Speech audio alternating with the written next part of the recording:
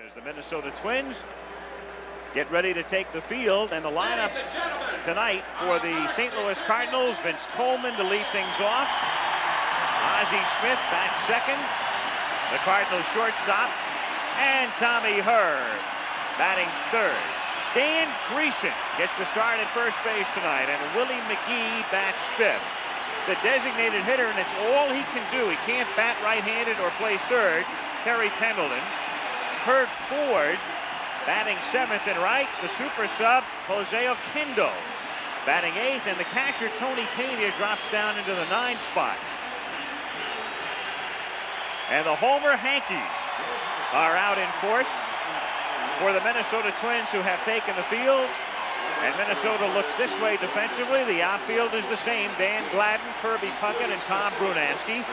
The infield is the same: Gary Gaetti at third, Greg Gagne at short, Steve Lombardozzi at second, and Ken Herbeck at first. Tim Laudner does the catching, and Bert Blyleven, who was with the Twins back in 1970 and pitched in postseason play against Baltimore, is on the mound.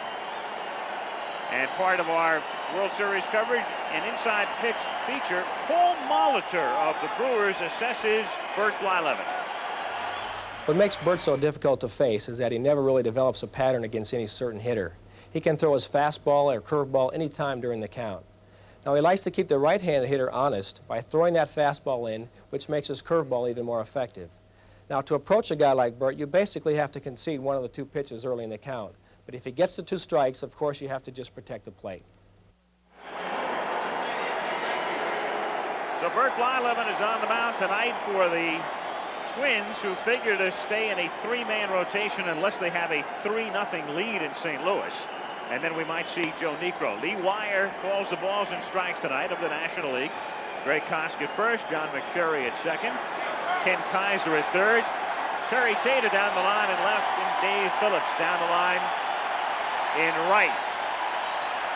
And just moments ago, Lee Wire doing a little bit of housekeeping. Well, I talked to Lee before the game, and I've always, and I know, Timmy, that you've referred to, we say that pitcher is on the black, and a lot of times you don't see the black around the edge of the plate. Lee Wire said, I'm the type of umpire, I don't give you the high and the low strike, but what I do, if you can pitch away or inside, and the catcher moves either in or out, I'll give you the corners. So there is a black edge around the plate, not only literally, but figuratively. Well, technically, the black edge around the plate is not a strike because it's not part of the plate. But I understand why Lee gave himself every opportunity to make the plate as visible. You almost bring that plate up when you do that. Kind of skewer out that little edge right around the black part of the plate. And Bert Blyleven ready to work now on Vince Coleman. Game 2 underway with a strike. Vince Coleman, a switch hitter and more proficient from the left side, and that would figure with his speed. He's closer to first base. He hit 300 left-handed, 268 the other way. Another strike. And this crowd is picking up right where they left off last night. Blyleven, the great curveball, 15 wins on the year, 11 losses, ERA right around 4.01. Timmy talked about the home runs, 46, 34 solos. And down he goes on 3.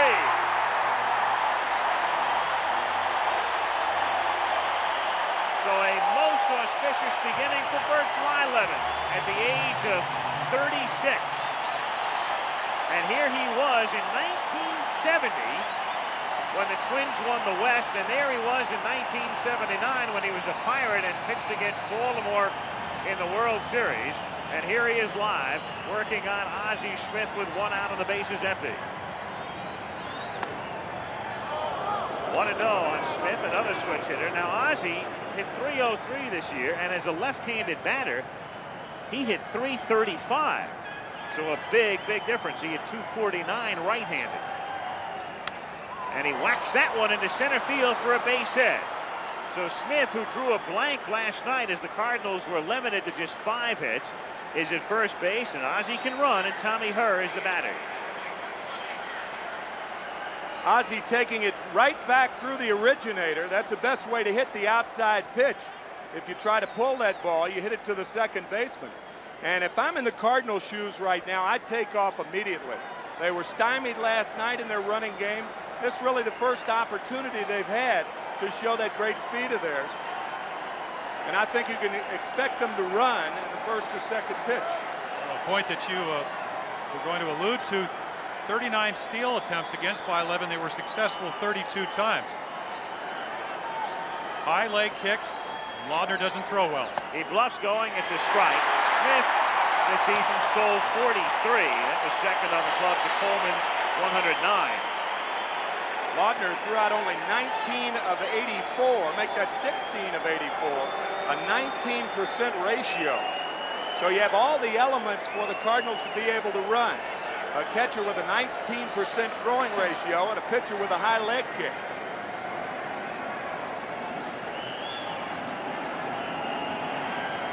Oh, and 1 the count, 1 out. Smith at first. First inning of game 2.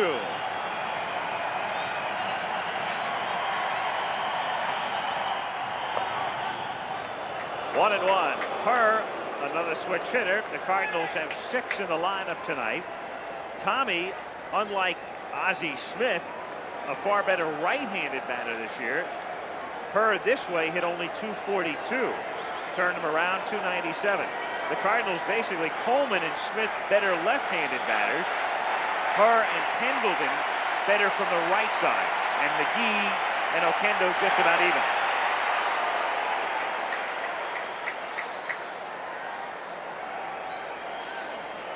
Blyleven, born in Zeist, Holland. And tonight you've got Blyleven, born in Holland, and Danny Cox, born in England.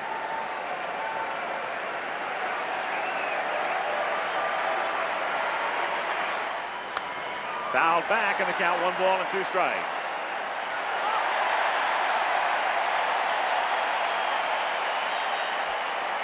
Tim, it'll be interesting to see. When I used to pitch, you get a fast runner on first, fastball, curveball.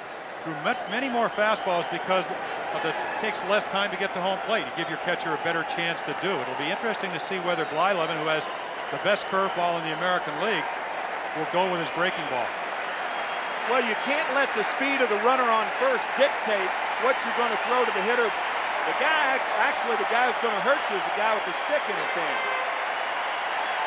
Not that you can't throw the fastball, but you can't get locked into throwing.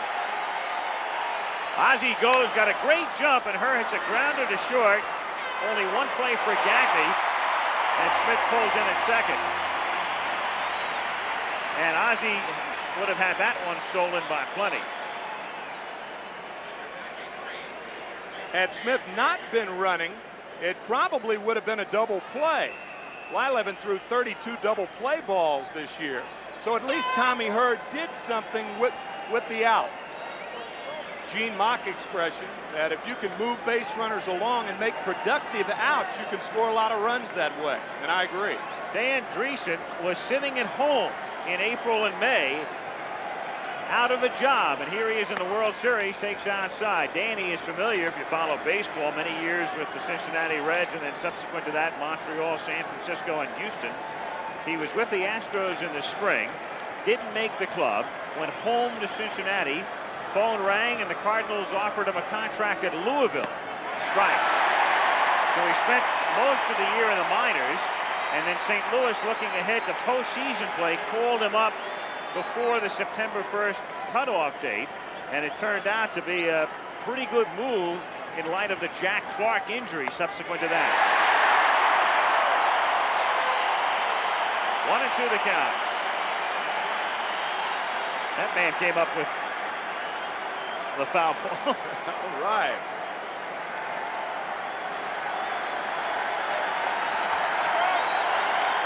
One, 2 to Dreesen. Foul at the plate.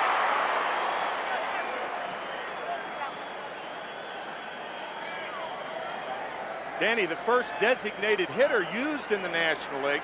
He was used back in 1976 when the Cincinnati Reds of the Big Red Machine era played the New York Yankees, as you had a look at Whitey Herzog. 1 and 2 the count. And Blyleven bluffing back to second. Ozzie at second base. 2 down in the first inning with no score. Last night, the Cardinals drew first blood. They scored a run in the second, and that was that. Twins got 7 in the fourth and rocked 10-1. And Dreesen goes down on strike. So after a half, it's the Cardinals nothing, and the Twins coming up.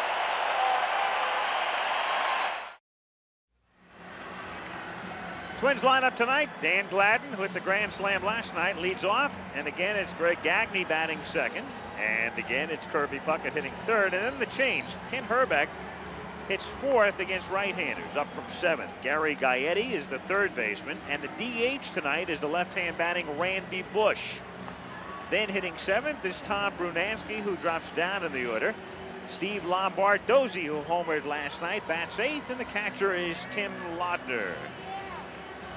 And they will be facing Danny Cox of the St. Louis Cardinals. And as part of our inside pitch feature, Tony Gwynn of the San Diego Padres assesses Danny Cox. When you look at Danny Cox's motion, you think every pitch is going to be a fastball. But in reality, he throws 3 different pitches: the fastball, the breaking ball, and this changeup. And I think the contact hitter has a better chance of putting the ball in play against him because he can wait just a little bit longer. Whereas the guy who's looking to try to drive the ball out of the ballpark, he's going to be fooled more times than not because, like I said, every pitch looks like a fastball. Defensively behind him, Coleman, McGee, and Ford tonight in right. Oquendo moves from right to third. Ozzie at short, Herr at second, and Dreesen playing first. Pena catching, and a big money pitcher, and he has proved it. And did he ever prove it last Wednesday, Danny Cox, to face Dan Gladden? Well, his second complete game of the playoffs, 6-0 ball game against the Giants. He had thrown 3 home runs in the 4th game. Mostly all 3 on sliders, came back and just pitched very well. Not overpowering. I mean, he throws hard, but this type of guy back early in the year, April 29th, first Cardinal pitcher ever to not walk somebody and also strikeouts. Gladden lines to Herr. Gladden, of course, has seen Cox before. Dan coming over from the Giants. Good contact, but simply an out. 1 pitch and 1 gone, and Greg Gagne is the batter. Gagne didn't join the parade last night. The Twins had 11 hits, but Gagne was 0 for 5.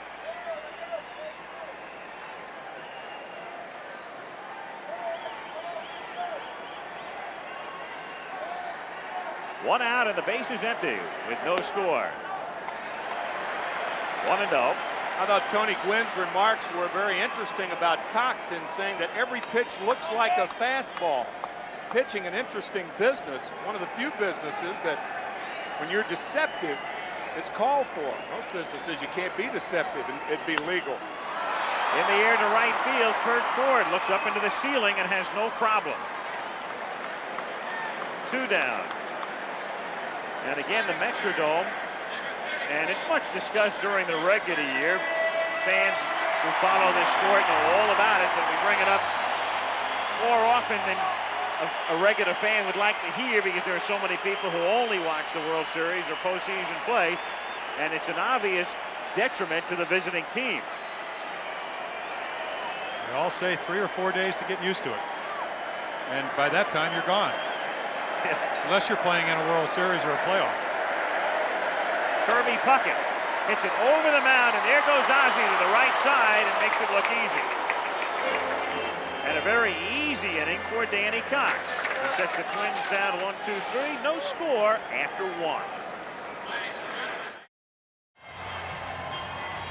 It's anticipation that makes tough plays look easy. And Ozzie Smith, as much as his athletic ability, has remarkable anticipation. I mean, he fielded that ball 5 feet on the opposite side of second base, on the second base side of second base, and he was playing a straightaway shortstop with Puckett. Probably a play he's made over 100 times in his career. Yep. Then you just begin to take him more and more for granted. No score. Second inning, and Willie McGee looks at a strike. McGee had 2 of the Cardinals' 5 hits last night. 2 singles.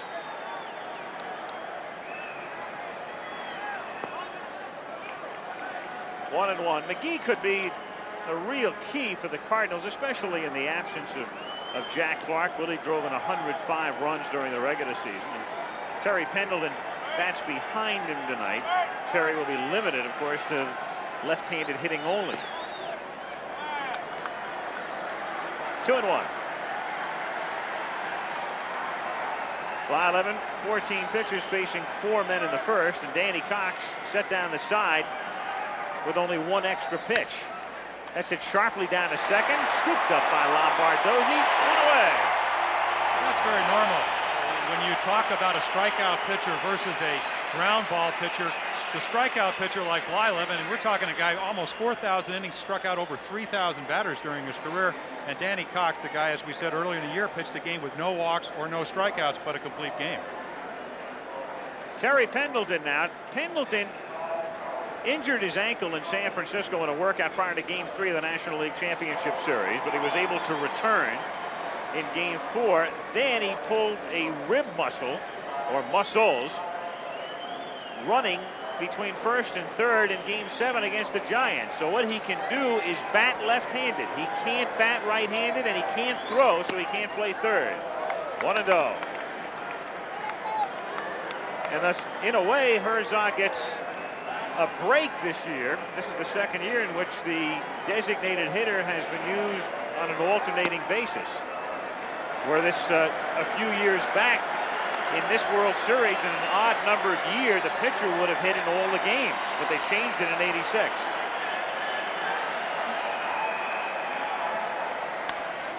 Ripped foul.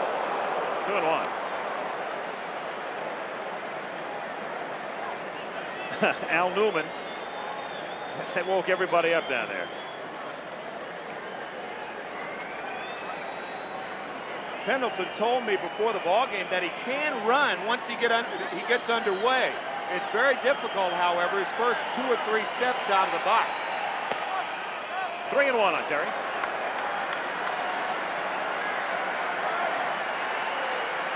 Biggest hit of the year for the Cardinals, says Whitey Herzog. The 2-run homer off Roger McDowell, September 11th. That tied a ball game in the 9th inning with 2 out at Shea Stadium. The Cardinals went on to win that game, and they beat Dwight Gooden the next day to run the lead to 3.5 games, and the Mets and the Montreal Expos could never catch up. Lee Tunnell looking on from the bullpen. He was activated for the World Series, inactive during the LCS. Hit down the line and curling foul. Funny that the Cardinals can look back to that Pendleton home run as their key to holding on and holding off the Mets, and yet when you ask the Twins what's the key play or key point in the season, you're going to get 24 different answers.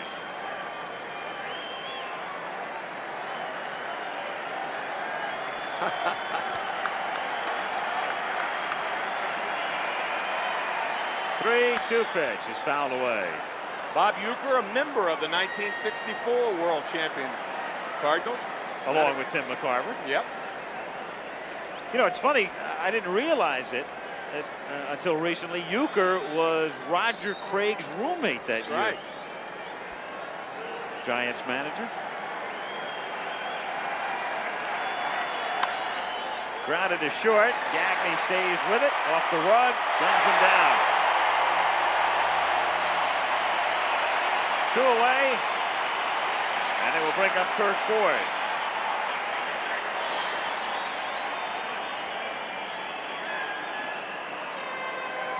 Well, 3-2, you don't want to walk him, so you throw a strike, you challenge him, and he hits it on the nose, but right at Greg Gagne.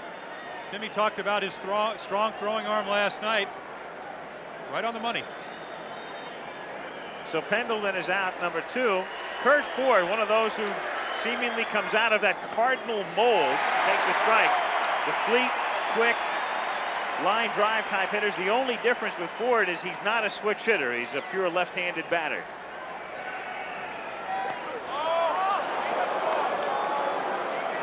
1-1. Good speed, good outfielder. Broke his hand in June, played all the way to August, and they took some more x-rays and saw that it was broken. Went on the DL then. 1-2. We mentioned last night the Cardinals, if they had a merry-go-round in one spot, it was right field. They used 10 different starting right fielders, and as you look at Whitey Herzog and Jack Clark, Whitey has also had Todd Worrell and Ricky Horton playing out there on occasion. And Jack Clark, an ex-right fielder. Right. Checks his swing. 2-2.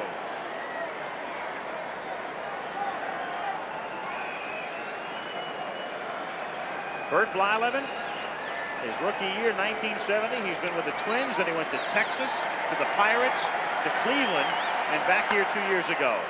Loop to left field, and that will fall in for a base hit. So Ford picks up the Cardinals' second hit. Kurt is on with 2 down, and it will bring up Jose Oquendo. Good pitch, bad result. You can see the one-handed swing, and he takes the hand that he broke off the bat.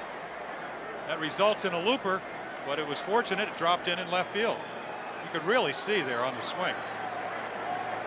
You rarely see a hitter release the bottom hand. If he's going to release a hand, it's usually the top hand, but because Kurt Ford broke his right hand, he released. That was really a strange-looking swing. Good result, strange swing.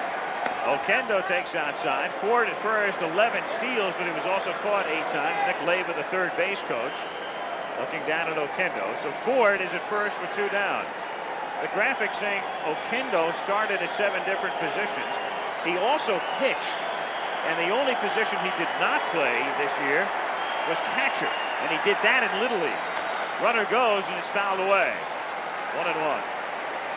Ford had a good jump then, but because Oquendo was hitting left-handed, he really couldn't see what kind of jump he had.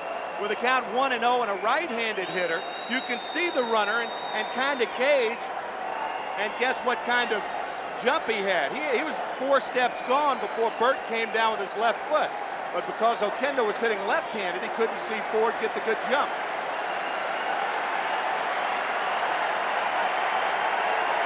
Ford stays, and the pitch missing high, ball 2. Good one. Kind of reminds you of a guy who had his number retired in this ballpark earlier this year. Oquendo hitting like number 29. Like Rod Carew, and there it is. And they had a day for him here this summer. Half swing strike, foul tip in fact, and it's 2-2. That didn't remind me of Rod Carew. Over 3,000 hits, 8 batting championship. Again, that's an indecisive swing, and that tells you something about the liveness of Blyleven's fastball.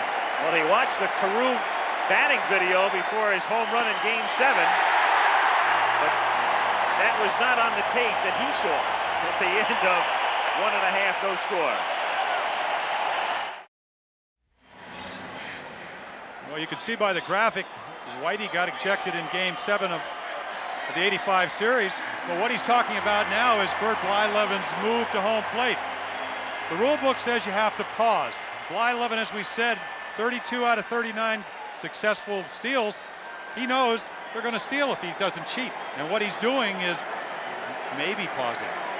I did it. If you can get away with it, it's the only way he's going to stop the Cardinal running attack, if he can. Ken Herbeck leads off in the bottom of the second. The count 1 ball and no strikes. So Whitey had his say with Lee Wire. He just wants the umpires to make sure they're watching closely. Blyleven did not commit a balk all season long. Strike. 1-1. Well, much more liberal in the American League than in the National Leagues. They will let you get away with it. But now that he's brought it to the attention of Lee Wire, who knows what's going to happen. Broken bat, little grounder to third. And it's Oquendo to Dreesen for the out. And Danny Cox has begun by shutting down the first 4 Twins. 1 away here in the second inning. And Gary Gaetti is the batter. Gaetti last night 2 for 5 with both hits coming in the 4th inning.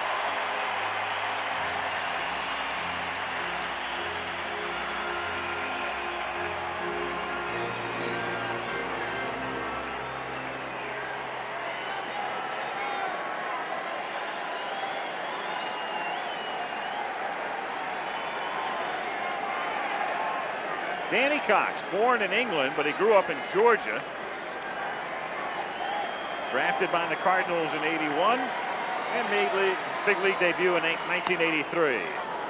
Strike, 0-1 the count. Matter of fact, last fall, Danny, as you see Randy Bush on deck, Danny Cox went back to Northampton, England, and visited his birthplace last fall. To deep left field, and Gaetti has hit it out.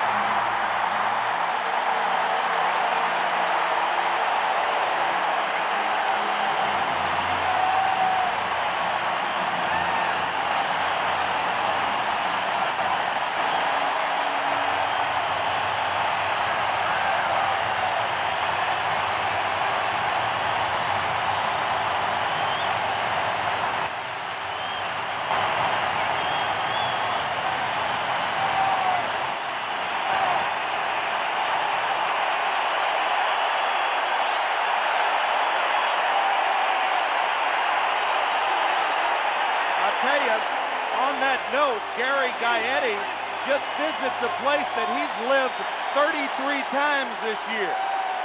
Make that 34, his third postseason home run.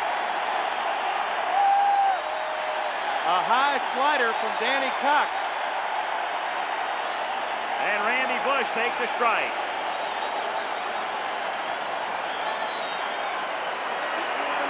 Two in the playoffs. His first two at-bats, and now one here after 31 in the regular season. Well, what makes him such a great home run hitter? In the playoffs, he took a fastball away and drilled it over the right center field fence. Then Doyle Alexander threw him a breaking ball, did the same thing over the right center field fence. Hanging slider, jumps all over it, pulls it, another home run. So 1-0 Minnesota, one out, bases empty in the second inning, and Randy Bush takes a strike. And down he goes. So Danny Cox picks up his first strikeout. Two down here in the second inning. And Tom Brunansky is the batter. Danny Cox showed me a lot there. He threw him a backdoor slider. The same pitch that Gaetti hit for the home run. And if you go back to Game 4 of the playoffs, Robbie Thompson, Bob Brenly, and Jeff Leonard all hit home runs on that slider. So it's gotten him in trouble in postseason play. Brunansky, 1 for 3 last night. Tom, originally with the Angels, takes a strike and the count 1-1. But Brunansky came over here in 1982, and he and Gaetti and Herbeck and Puckett have pretty much grown up together with the Minnesota Twins and formed the nucleus. 1-2. That was a good shot. It's easy to tell a slider from a curveball. Bert Blyleven's curveball, for instance, goes down. Danny Cox's slider goes parallel to the ground. So without having being told at home, you can really figure out what the pitches are. Another slider. And another strikeout. So he gets Bush and Brunansky on strikes, but Gaetti hits the home run to give Minnesota the lead. 1-0 Twins after 2. Back after this word from your local station. As we go to the third inning, Pena to lead off for St. Louis. He bats ninth, and so does Laudner for Minnesota. And you know why when you look at that graphic. Twins catchers 193, Cardinal catchers 220. And even with McCarver having retired, the Phillies at 234. Lance Parrish, of course, trying to adjust to the National League and had a shaky year, but I've got a feeling that Lance Parrish is going to come back and have a good year next year after having adjusted to National League pitching. And this fellow should have a good year next year, too. Tony Pena, he was hurt. He went to glasses at the end of the year. Pena will probably play some winter ball. He normally does, and he'll experiment with contact lenses there. But they didn't want him to get adjusted or have to get adjusted to contacts during the regular year. 1-1. So he goes with the specs, and he had a good LCS. Pena, Coleman, and Smith. 1-0 Twins in the third. 1-2 on your prototypical Pena swing. Well, we saw it last night, and I don't think it's going to change. The only thing that might change it is, what a great shot from home plate is the curveball from Blyleven. What Paul Molitor said is you see him just miss the high fastball. Again, that's a tough pitch to hit. It's just high enough where you see it, but it's tough to get on top of it.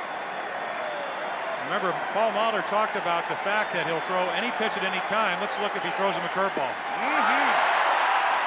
And he did. Threw it just west of Edina. Well, that's the big difference between Blyleven now and the 1970 version when he came up as a teenager and won over 10 games. He drops down on the curveball sometimes, so it makes it even more deceptive. Can't tell from this angle, but you can tell by the swing. Goes down on his, his right hand to keep his balance. Way out in front. 4 strikeouts now for Bert Blyleven. And Vince Coleman is the batter. Coleman went down on 3 pitches in the first. Vince now 0 for 5 in the World Series. And very late there, 0-1. Well, it's almost like the scouting report on Blyleven. He has a great curveball. You better look for it. And it looks like Coleman is really sitting on the curveball, and he hasn't thrown him one yet.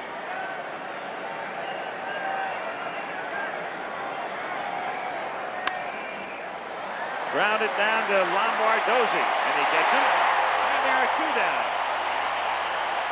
Jim, I really think you may have hit upon something, because there is no way that Vince Coleman hits that pitch if he's not looking for it. He took 3 pitches his first time up. He's late on the first fastball. Now look where this curveball is.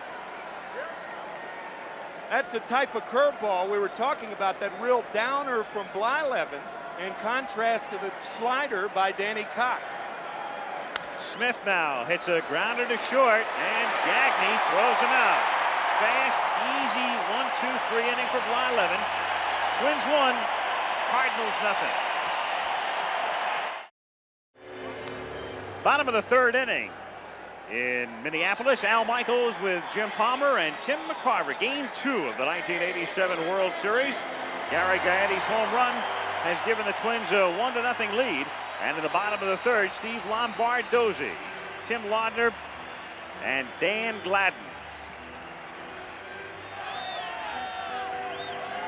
Steve Lombardozzi with 2 hits last night, including a home run that made the score 9-1 in the 5th inning.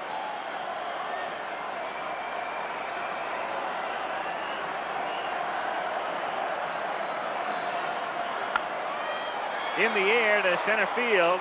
Now McGee had trouble last night, and he staggers a bit here, but keeps his eye on it to make the catch. There will be nothing routine to the outfield. No, and I talked to Willie. He had, as you said, had trouble on a couple of balls last night. And he said what happens is the ball goes up, you don't see it, you got to pick it up. Right there, you can see that little move. He has seen the ball. Usually you see the ball off the bat. Not here at the Metrodome unless you're used to it. And that's what makes it so difficult playing here. The batter is Laudner. By the way, last night we speculated that Puckett may have had trouble because of the white handkerchiefs and picking up the fly ball to center field that he got a late start on. He said he thought that the ball was going to go a lot further than it did. And that's the reason he got the late start. Laudner swinging at a fastball on the count, 1-1.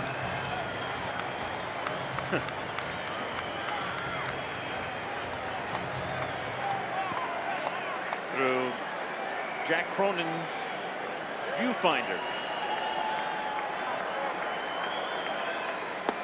Well, they used to call those the cheap seats, but not anymore the way the ticket structure is at the World Series.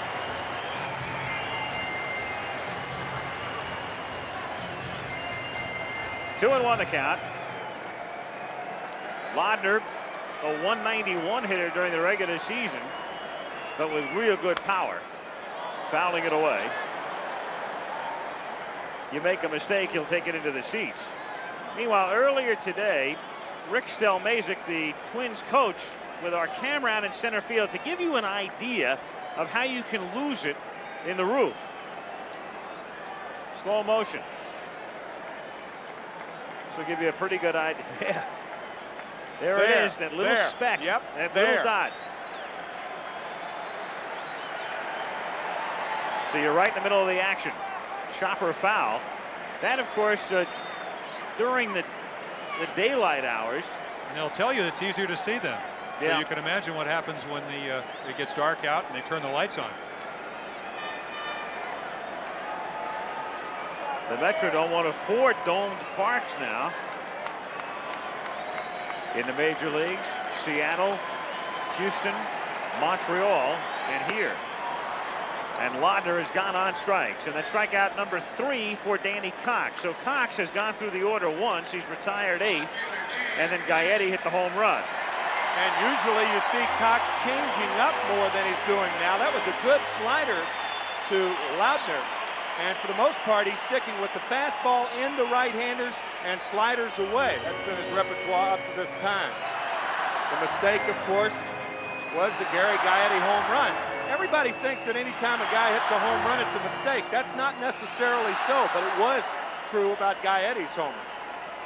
Dan Gladden looks at a strike, and the count is 0-1. Well, the slider's a great pitch because the whole intent is that it's supposed to look like a fastball. The hitter reacts to it, and then it just takes that little darting movement that you talked about. That's what the good one does. The hanging one has a very loose spin. The hitter identifies it early, and they generate a lot of bat speed. The ball doesn't break, and you get the result that Gary Gaetti got up. 2 out, bases empty. Gladden fouling it away. Gladden coming over. So much made, of course, of the acquisition of Jeff Reardon. They picked up Al Newman, who did a nice job at short and second in the utility role. Then Gladden, the other acquisition by Andy McPhail. It was a case of Gladden just becoming expendable with the Giants, who had too many good outfielders. And wearing out his welcome as well. Fouling it off his foot. He had a sensational rookie year with San Francisco back in '84. Came up and hit .351. He came back to real life and eventually over here. Well, I asked him about that, and he said, as you see him, very painful, looked like right off the left heel or instepped. Those always hurt and are rarely serious. You go down and tell him that. But anyway, going back to Dan Gladden, I asked him about the .351 batting average, and he said, I did not adjust. The pitchers adjusted. I didn't adjust with him. As you take another look. There's a lot of force that a hitter uses slamming the ball down on the ankles and the shins, but those, you know, he'll have a lump there tomorrow, but that's not serious. Our favorite medicinal product, that ethyl fluoride, that makes it hurt worse. The don't hurt no more stuff. You forget the pain that you have because the pain's worse when the ethyl chloride's applied. Gladden testing his mobility, and with a slight limp makes his way back up to the plate where the count is 1 ball and 2 strikes.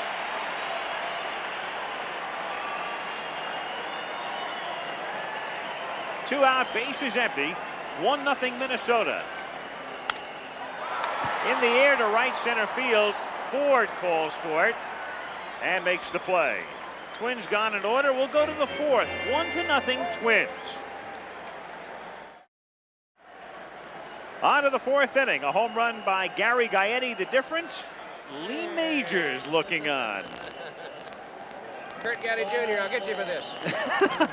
Twins all the way. Thank you. Seems excited. Message to our producer. I wonder if Majors goes all the way back to when the Twins were the Washington Senators. Outside to Tommy Herr. A lot of people forget that Washington was the original franchise, and when the American League expanded in '61, what happened was they added, at that time, the Los Angeles Angels, now the California Angels, and they added an expansion team, the Washington Senators. And the old Senators moved here with the Griffith family. And then the expansion Senators of the '60s subsequently moved in '72 to Texas, and are now the Texas Rangers.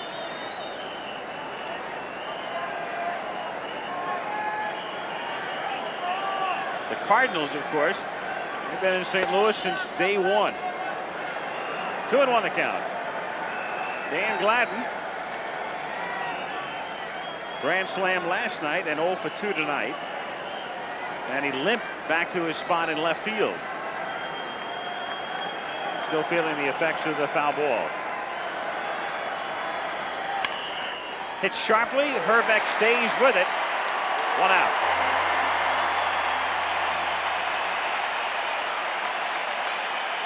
Ken Herbeck, good fielding first baseman. Well, you see it every Monday night when you do football. Big guys with great agility. Soft hands we talked about last night, gets right in front of the ball. Over 250 pounds, yet you'd never know it until he hits the baseball. He says he is currently at 246. Dreesen takes a strike. Herbeck said he lost some weight this spring. He said, I didn't want to look like a pig on my baseball card. He said he was real disappointed because he's going to have to miss the first opening of the bowling league. A regular type of guy until he puts a bat in his hand. 34 home runs this year. Meanwhile, Dreesen, his opposite number, the Cardinal first baseman, hitting here with 1 out, of the bases empty, and the count 1 ball and 1 strike. Danny struck out in the first. Little change is hit down to Herbeck, and again 3 unassisted. 2 gone. Meanwhile, Blyleven getting everybody to hit the ball on the ground. The only Cards who have not hit it on the ground were Ozzie Smith with a line single in the first, and then Kurt Ford had that little looping opposite field single in the second inning. Well, that solves the problem of having your outfielders having to find the ball in the dome. And it's something you touched on. He had 32 double plays this year. A lot of base runners, over 100 walks with 101 and about 250 some hits. You want to throw a lot of double plays, but the way to do it, of course, is to throw the grounders. It's tough to get underneath a good curveball, especially when your first move is up. You kind of raise on your toes. 0-2 the count. Take another look at that. Last 4 years, 19 over, and the teams he's been with well under. Well, there's always been a knock that he has not been able to win the close games. And he gets McGee on strikes here. That's 5 through 4 for Burt. After 3.5, 1-0 Minnesota.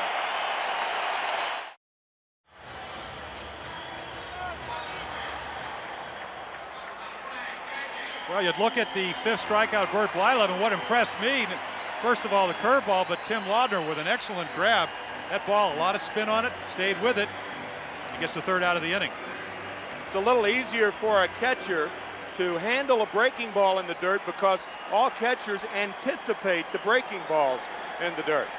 Dan Gladden, on the other hand, did not anticipate that foul ball off his left shin last game. He appears to be all right. He'll have a lump, as we said. It does not appear to be serious. And he'll have an off day tomorrow. Gagne, the batter, takes a strike. Series will resume Tuesday night at Busch Stadium in St. Louis. Tuesday night, 8 Eastern, Game 4, Wednesday at 8 Eastern. Gagne, Puckett, and Herbeck facing Cox in the 4th. Danny backs him off, 1-1. Well, we talked a little bit about the matchup tonight, and when I look at pitching against the Minnesota Twins, I look at the 2 guys that pitched the best for the Tigers in the playoff, and that was Dan Petrie. He is a great slider. As we see the attempted bunt, he will be out if he's out of the batter's box. No, foul ball. Lee Wire right there. And then the second pitcher I looked at was effective for Detroit was Eric King. I mean, as you take another look at the bump, ruling being if he's out of the box, he is out.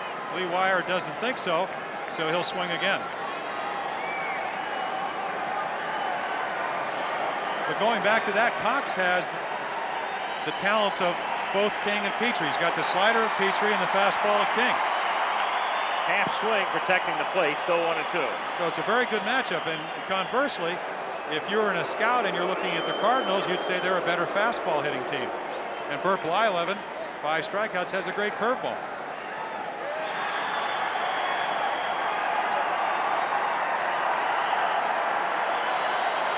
One ball, 2 strikes.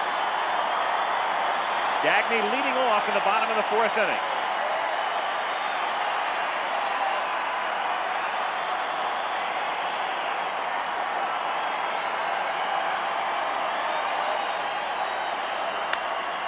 Off the fists on one hop to Dreesen, and he'll do it himself. 1 away. So they take care of Gagne, working him inside, and it will bring up Kirby Puckett.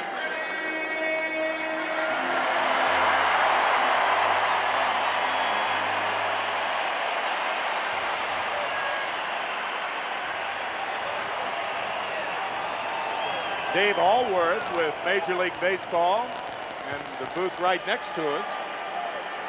Dave with the commissioner's office. Censoring our every word.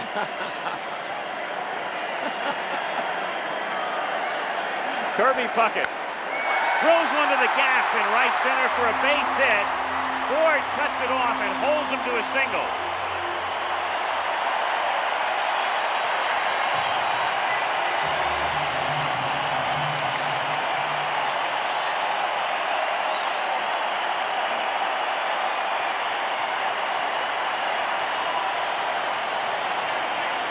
Last night he was on an 0 for 4, got to hit the 5th time up.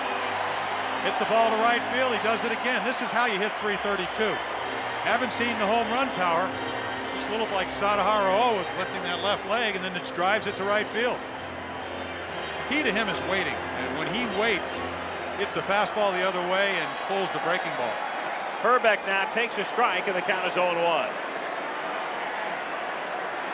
Rick Rennick, third base coach, going through the signs with Puckett at first base and Herbeck at the plate with a count 0-1. Puckett, 12 steals and caught 7 times during the regular season. 0-2.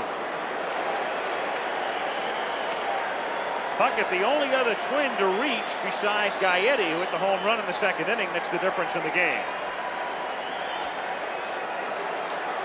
Talked last night about Herbeck's power, 34 home runs, 28 against right-handed pitchers. Turn them around, only 6. Cox with the seam fastball. It's usually the fastball you use to sink the ball. Runs away from left-handed hitters, runs in on right-handed hitters. The 2 prominent ways of throwing a fastball is with the seams or the 4-seamer, which is across the seams. Reeson has it go over his head foul, and it's still 0-2.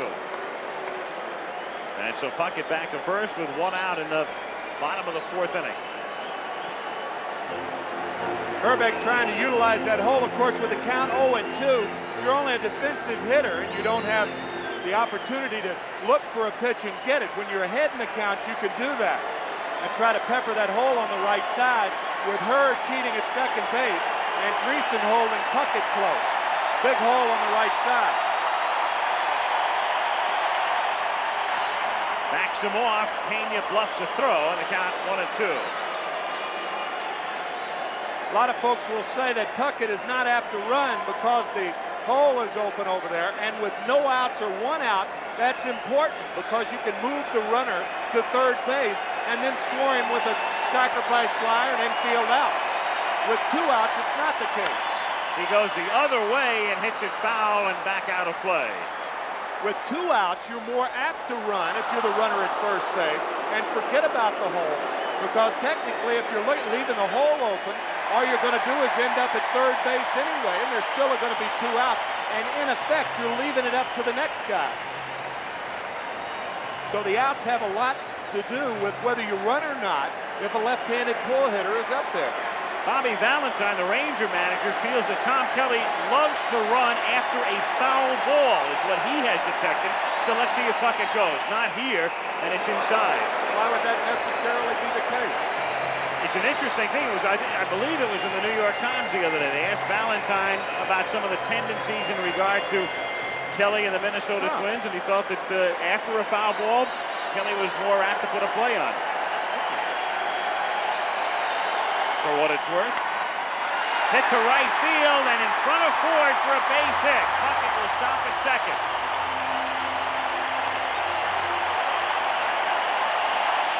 So 2 on with 1 out, and Gaetti is the batter.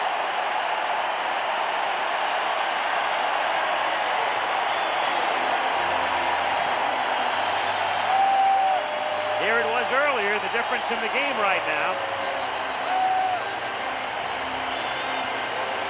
High slider to Gaetti before, and Gary in a position now to do yet some more damage. Debbie Gaetti, Gary's wife, settling back to watch her man come up here with 2 on and 1 out in the 4th inning. Gaetti leading both leagues in double plays, and interestingly, the National League leader, if you can believe it, was Willie McGee in grounding into double plays with 24. Oh, Willie, yeah, Whitey Herzog said, I wouldn't believe he hit 24 in a lifetime.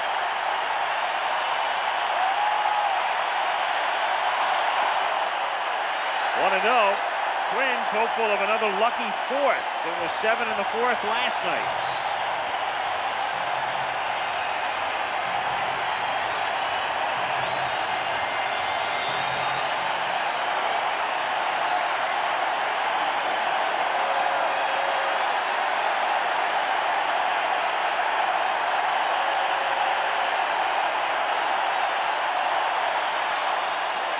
Two and oh.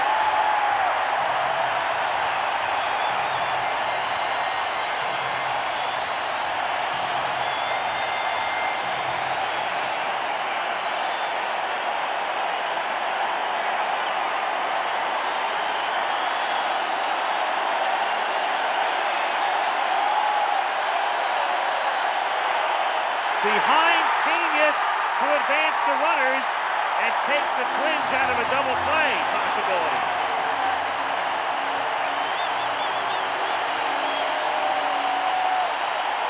We mentioned last night that when Tony Pena moves with his glove, he really left the trap door open then. But whenever you see a catcher go down with the glove, generally speaking, he's going about it the wrong way. That ball squirting between the legs of Pena. He didn't keep the glove down. And it looks like Whitey's going to walk Gaetti, a very unusual move with a left-handed hitter coming up. But he's behind on the count here, 3-0, which may figure into the thinking. But then he said no. I think he changed his mind. He was pushing, I believe, the infield back. And that is where they are playing right now with runners at second and third, but the count is 3-0. This could be your intentional walk. Also could be a 3-0 swing. And he's on. So Gaetti walks, and they're loaded for Bush. Two singles, a wild pitch, a walk, and Randy Bush, the batter. Puckett is at third. Herbeck at second, and Gaetti at first. Cardinal infield will set up a double play depth with one out, and Minnesota leading 1-0 in the fourth inning.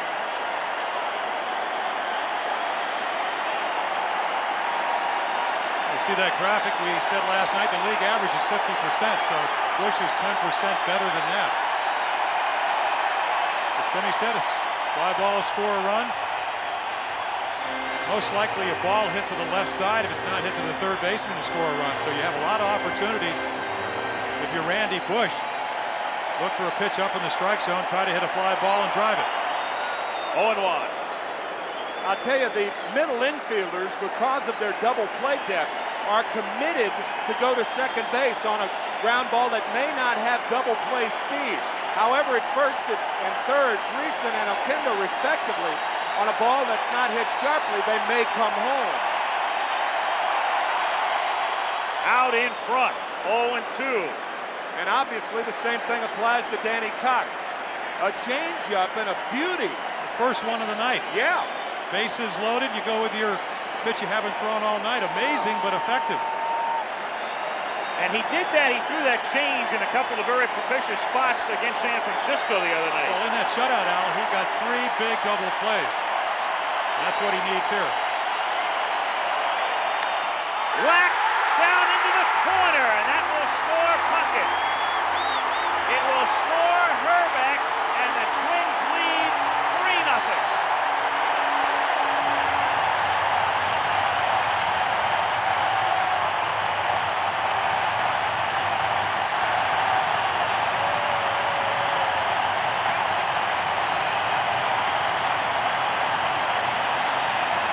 And now the intentional walk.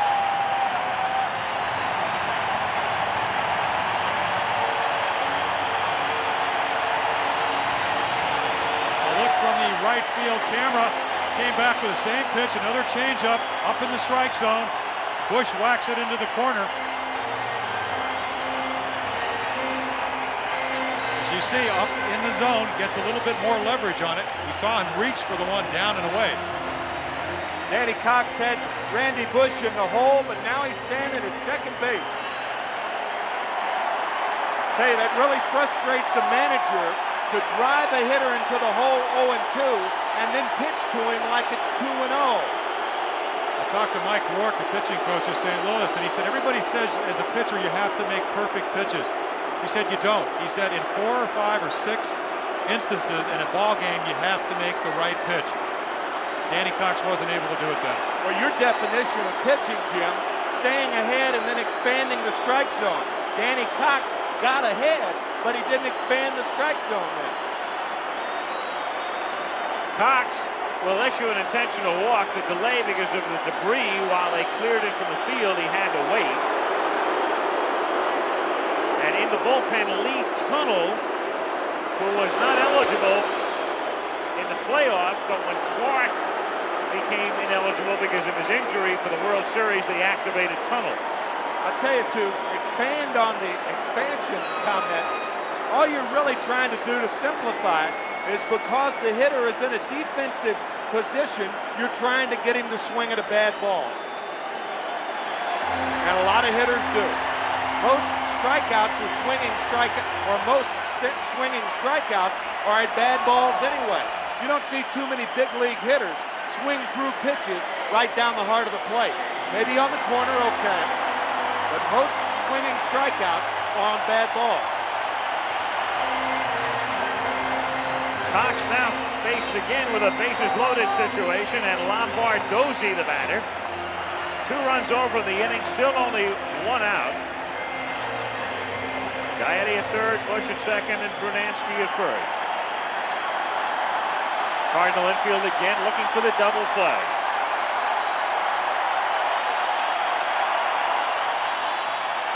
One and oh.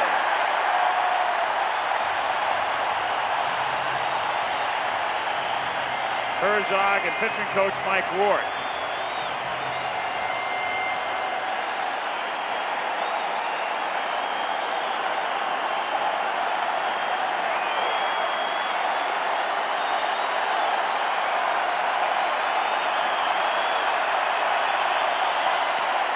Good pitch, 1-1. Well, that's his double play pitch. The slider down in the strike zone.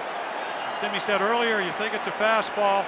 You want the hitter to try to really go after, reach for it, hit a ground ball. But Lombardozzi, after 2 hits last night, a single and a home run, must be seeing the ball pretty well. He laid off that pitch. It was not a good pitch to hit from a hitter's perspective.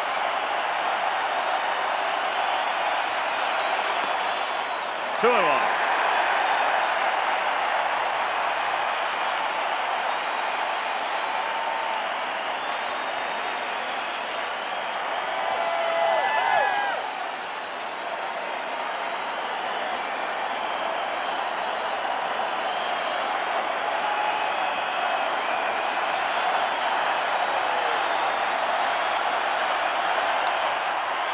Half-swing fly ball, tagging is Gaetti. Coleman makes the catch and he holds, and the throw is cut off by Oquendo. So Lombardozzi with a medium fly ball and not deep enough to score Gaetti. 2 down. A great 2-1 pitch out. We talked about that slider, came right back with it. Had Lombardozzi reaching for it. Interesting, and one of the most difficult things, we take a look at the swing. Slider, you can see the one-handed swing. Coleman's a good left fielder only because he can get to the ball in a hurry. Does not have a good arm. And get rid of the ball quickly. Yes. That's true. He sets himself up to throw the ball quickly.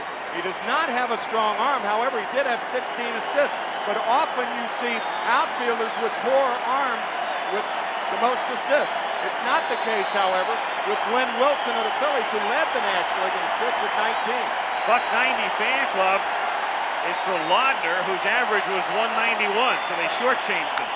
And he hits it into left field for a base hit. Gaetti comes in to score. Here comes the throw to the plate. Pena's tag is not in time on Bush. 5-0.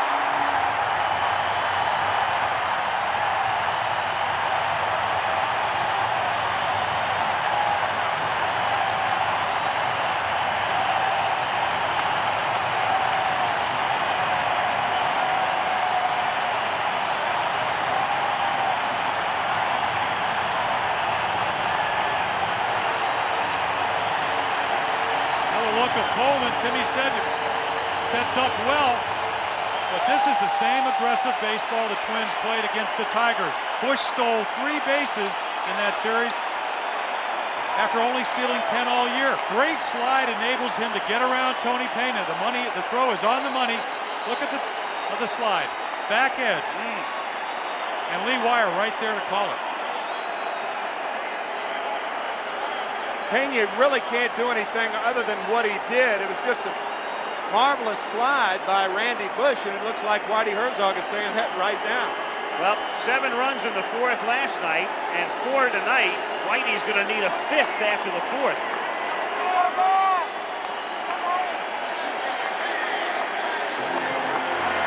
That slide, reminiscent of a slide by Jim Sundberg in the World Series a couple of years ago against the Cardinals. At Kansas City. Game 6. Well, you can afford to take chances. Normally, if you're behind, you may not send Bush because of the fact that Coleman gets to the ball in a hurry. But with a 4-run lead, you can take chances like that. Pena blocks it, no advance. Bernansky is at second base. Laudner, he of the 191 average at first, and Gladden, the 9th man to bat in the inning. Last night, the Twins sent 11 men to the plate in the 4th, and tonight they hit around. It's what you said about outs. 1 out, you don't take a gamble. 2 outs, you do, and it paid off.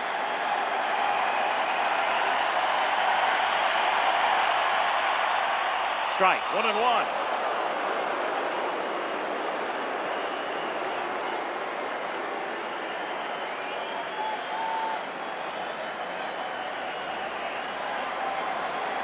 Those of you with the 4th inning in runs pools will be on your way to Europe next week. First class. 1-1 the count. Well, you talk about a team peaking at the right time. The Twins, I mean, they're playing near perfect baseball. They're getting great pitching, great defense, and a lot of hitting. I mean, a lot of hitting. Apparent trend seems that the first time around the order, they've not been able to solve McGrain last night or Cox tonight. But the second time, and again, we talked about how tough it is sometimes to, even with scouting reports, to know what a pitcher is going to throw. 1-2 the count. And Gladden, and they check at first base, and no, says Cox. Pena wanted him to check. It was all Gladden could do to get away from it. 2-2. Well, you saw Paul Molitor or Tony Gwynn earlier in the game saying that Cox will ride the ball in on the hitters, and he certainly does that to Gladden right here. That is a purpose pitch.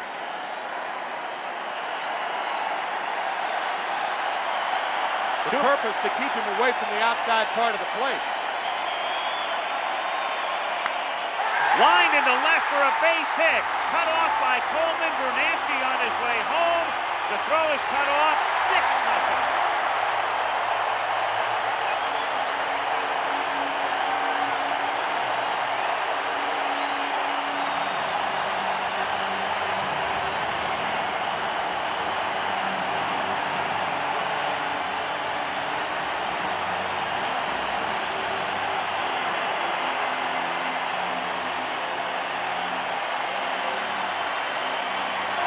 Lee Tunnel coming in. Danny Cox going out. 6-0 Minnesota.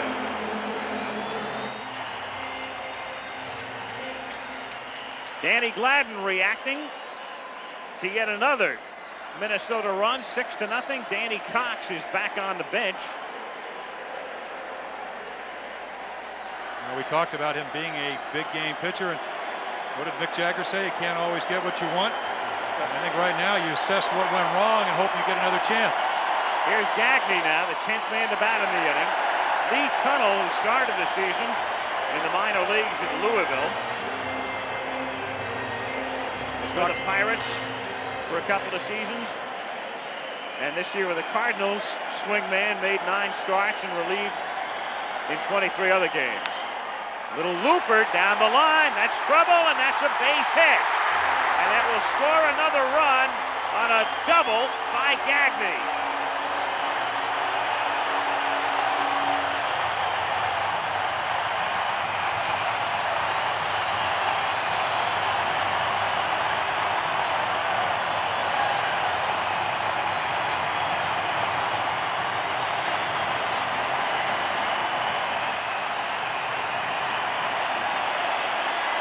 talked to Mike Rourke, the pitching coach. He said Lee Tunnell, he has to be effective. He has to use his fastball, and he does. He jams Greg Gagne. You see it fall into right field. Hit it where there ain't. And he did. Didn't hit it hard. Kirby Puckett, the 11th man to bat in the inning, and so in the last two nights, 22 Twins have come up in the fourth. 7-0 Minnesota. 2 out. Strike. 0-1. What a Twins win would mean, of course, is the Cardinals could not clinch at home. The Twins would either clinch in St. Louis, or the Cardinals would have to come back to a place that has become bedlam in postseason. Strike. 0-2. We talked last night about that great home record, 56 and 25, another 3 games. It looks like they're on their way to a 4th. Rick Horton in the bullpen. He was there last night as well, and wound up finishing up.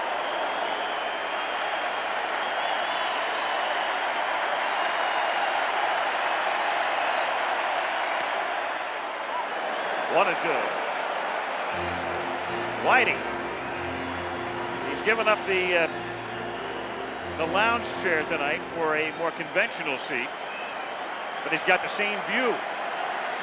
Gladden is at third. Gagne is at second.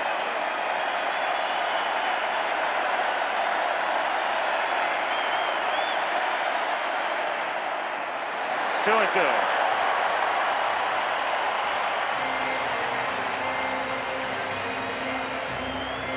Saw a look at Ricky Horton. The reason he's up is because Herbeck's on deck. So as a pitcher, you want to make a perfect pitch. You know, if you give up 2 runs. Every 2-2 count, the Twins take their hats off. Very strange. It's the third, and Oquendo throws him out. So they get Puckett, but in the inning, 11 men come to the plate. The Twins score 6, lead 7-0 going to the 5th inning, and we'll be back after this word from your local station. Yes, the roof is still in place at the Metrodome. A wild scene, though, underneath. Cardinals having enormous problems scoring runs. 1 last night, none tonight. They got the 6 in Game 7, but only 1 in Game 6 against the Giants. But that was enough to win the game. Pendleton fouls it away. I'll tell you, in Dan Deerdorf's business, designated hitter took on a little bit of a different tone, did it not, for 14 years?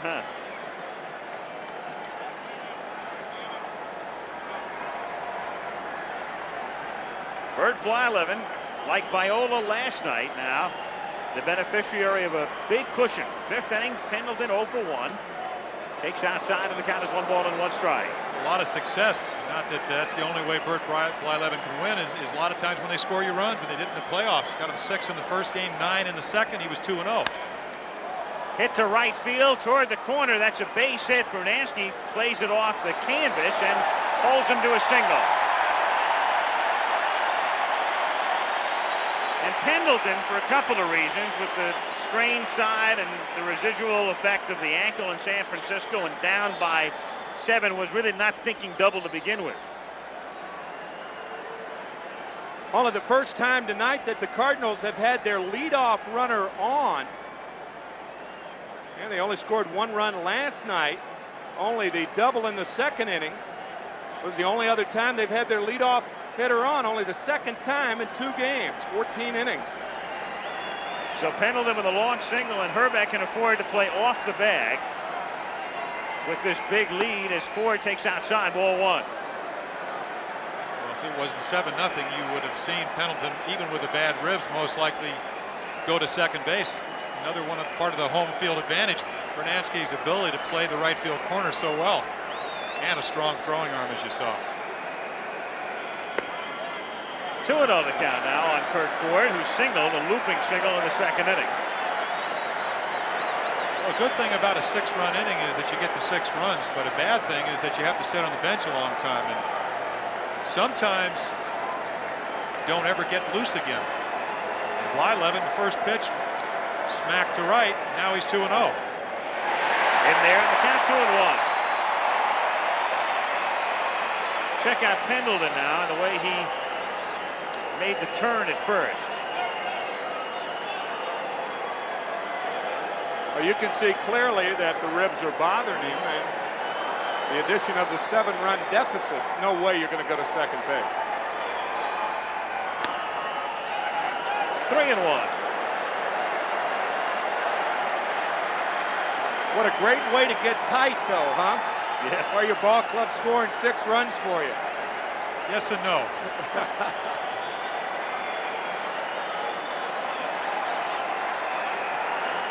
And he's on a pitch all the way to the backstop for ball 4. Pendleton stopping at second base as it carried him right back to Laudner. So the Cardinals with runners at first and second, and nobody out in the 5th inning, and Oquendo will be the batter.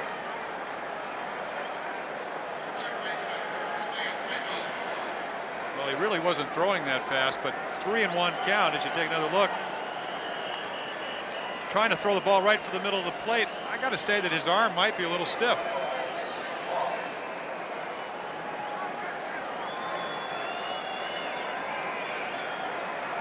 So Herzog, hopeful his Cardinals can muster something here. And they begin with a base hit and a walk, and Jose Oquendo the batter. Well, last night we did not see them take behind 10-1, but this might be a situation where they make Blyleven throw some strikes. Viola, no walks last night. It was obvious to Whitey that he was going to throw the ball over the plate. I'll tell you, that part of the game has changed, I think, for the worse. You would never know whether a team's behind more than 2 or 3 runs in the middle innings.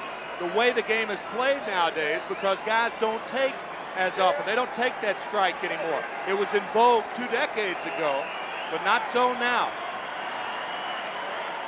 Oquendo hits a ground ball to Lombardozzi, who juggles, and it costs him a double play. He does get the out. Sharply hit, tailor-made. Instead, simply an out at first base as Pendleton goes to third and Ford goes to second. As you said, Timmy, or Al, perfect double play right to Lombardozzi, but it comes up. Can't see from that angle, and he gets the out at first. Didn't look, Tim, that he was anticipating the pivot. Ball comes up right there off the heel of his glove and keeps the double play in order, but keeps him from getting one too. Well, that's true, but with the 7-run lead, 1 out is very important, and infielders keep reminding themselves, make sure the sure out. But certainly that ball is a double play ball. Pena the batter with the infield back, and he hits a ground ball to third. That'll score a run. Gaetti throws to first for the out, and Ford advances to third. Gary, at that point, just thinking about one thing with his big lead and getting the out. Ford held up between second and third, and then advanced once Gaetti made his throw across the diamond. So the Cardinals are on the board, and it's 7-1. As a matter of fact, had Gaetti gone to second, he could have gotten Ford in a rundown. Ford was hung up. But with the, as we said, the infielders, first thing that they want to do is make sure of 1 out. You're going to give up a run for an out with a 7-run lead, and that's what Gary did then. Coleman now 0 for 6 in this series. Ford at third, 0-1.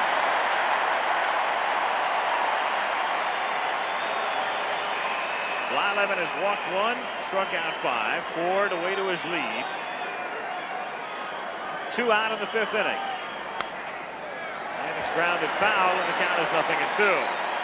So often you look at the big lead and you think that it's sometimes insurmountable, but I'll tell you what, if Coleman gets a hit at 7-2 and you know he's going to steal. Yep. Did 109 times this year. So what you're talking about is a 7-2 game with a guy on second. Next guy gets a base hit, it's all of a sudden 7-3. You start looking down the right field line or left field line to see if they got somebody in the bullpen. Cole, strike 3. Cardinals get a run in the 5th after 4.5, 7-1, Minnesota. While you were viewing the commercial, here's what Whitey Herzog was doing. He again is talking about Bert Blyleven not coming to a stop, and with Terry Pendleton at first base on that 2-1, 3-1 count to Curt Ford, he was yelling at Lee Wire, the home plate umpire, telling him that Blyleven was not coming to a stop, and therefore the pursuing argument. Herbeck now in the bottom of the 5th inning to start things off, followed by Gaetti and Bush. Minnesota leading 7-1, trying to go up 2-0 in the series. Off day tomorrow, game 3 Tuesday at Busch Stadium. 2-0.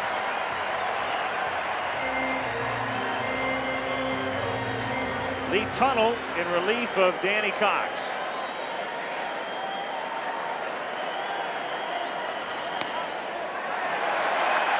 Three and 0.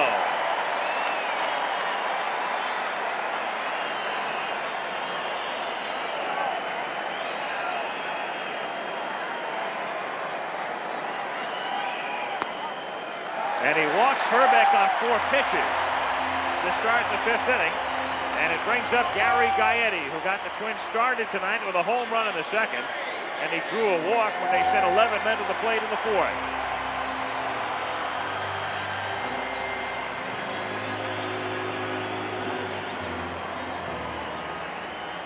Here's Bert Blyleven coming set against Kurt Ford. He's got to stop 1001. Now, it's true that he didn't stop, but almost every pitcher, when they go to the stretch, do that. And Whitey Herzog trying to get some kind of advantage, but you rarely see an umpire call that play consistently. Whitey, who watched his team lose in '85, 11-0 in Game 7, 10-1 last night, and trailing 7-1 tonight. 2-0. So Tunnel can't find the plate, and Pena and Rourke both go to the mound.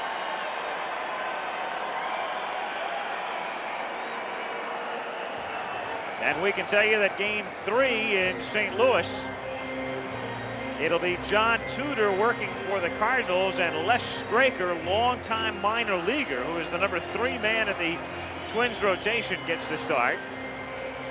4th game on Wednesday night, and Tom Kelly has said Joe Niekro will start if the Twins lead 3-0. Otherwise, he comes back with Viola. Whitey Herzog hasn't announced the starter. He probably would be inclined to be thinking about Matthews, the left-hander. He can't pitch Cox. He can't pitch Tudor. McGrain was hit hard last night. Matthews might have the type of stuff that could stymie Minnesota. Well, they had a good record against lefties, 25-17. In fact, they were, I think, 59-60 against right-handed starters, even though, as you've seen tonight, they've scored a lot of runs. But Matthews, saw him in the playoffs, in the National League playoffs, very much like John Tudor. So he can sit there on Tuesday night, watch Tudor, who is very effective at Busch Stadium, and learn a lot. Ball 3, and it's 3-1 on Gaetti. Well, it's great when I know Mike Rourke came out there. He said you got to throw strikes, but the first guy you faced this inning, looking at Herbeck at first, 34 home runs. This guy hit 34 last year, only 31 this year, and you already saw him go into the seats. Hit sharply, base hit. Stopping at second is Herbeck, and the Twins on the move again. Well, there's been a lot of speculation about this home advantage. A lot of people think they have the signs that there's somebody out there, and right there he threw him a 3-1 curveball, even though it was up. It was a hanger. It was a hanger, yep. But he hit it like he knew it was coming. Yeah, they pop hangers up too, don't they? Yeah, sometimes. Sometimes. Don't rely on it though. Randy Bush, big double in the 4th inning to drive in 2 in the middle of the 6-run rally. 0-1. And here it was, coming with the bases loaded after Cox had gotten ahead 0-2. 0-2 changeup.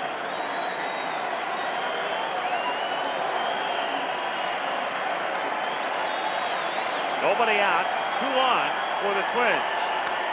Fouled away. Twins in the American League Championship Series with great poise and playing with confidence and winning in 5. You know, I think the most impressive thing they did, not only winning the first 2 games at home, but when they went to Detroit, the one game they lost, you'll recall they were down 5-0, went ahead 6-5, lost on a homer by Sheridan. That was a bitter, bitter loss, the type that could bury a team, but they bounced back from that loss to win the next 2. And that's grounded to Tommy Herr, who goes to Ozzie for 1, and that's all they get. Just the force. Herbeck going to third, and Bush is safe at first as Brunansky comes to the plate. Well, that could have been a double play had the throw been on the outside part of second base, the outfield side, but the throw is toward the inside of second base, and Ozzie Smith not in a position to complete the double play. It would have been close at first base anyway, but now the Twins have a chance to score another run with a runner at third and 1 out. Cardinal infield, double play depth. Brunansky struck out and walked. 0-1. The other impressive thing about the way the Twins went about beating the Tigers is who they beat. Doyle Alexander came in here. He had won 9 in a row, and then Jack Morris, their ace. Then they beat Tanana, and then the last day they got 4 early runs in the 5th game to knock Alexander out. He had been touched for about 6 weeks. Bush bluffs, throw back by Pena, got him on a backhand tag by Dan Dreesen. So Bush bluffed going to second, had to come back, and Pena whipping it down to first, and Dreesen putting the glove on it. He whipped it down to first on a very difficult pitch to throw the ball inside, and Dreesen with a very quick tag. It looked like he was in there. It was a high tag, wasn't it? I don't think he gets to the bag till after he tags him. We might be able to see from this angle. Again, aggressive, whether you're down 7-1 or whatever. Right here, he does tag him high, but yeah, he did. You're right. Didn't get his hand in there. Yep. And Brunansky takes a strike to make the count 1-2. So 2 down now with Herbeck at third. Bottom of the 5th inning, Minnesota leading 7-1.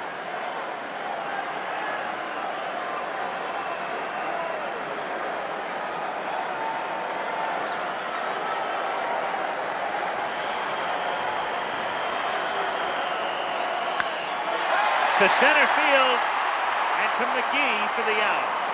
No runs ahead, leave 1. Still after 5, Minnesota 7, St. Louis 1. Going to the 6th inning in Minnesota, Al Michaels, Jim Palmer, and Tim McCarver. Game 2 of the World Series. Twins on top, 7-1. It'll be Ozzie Smith, Tommy Herr, and Dan Dreesen in the 6th. Ozzie 1 for 2, takes a strike.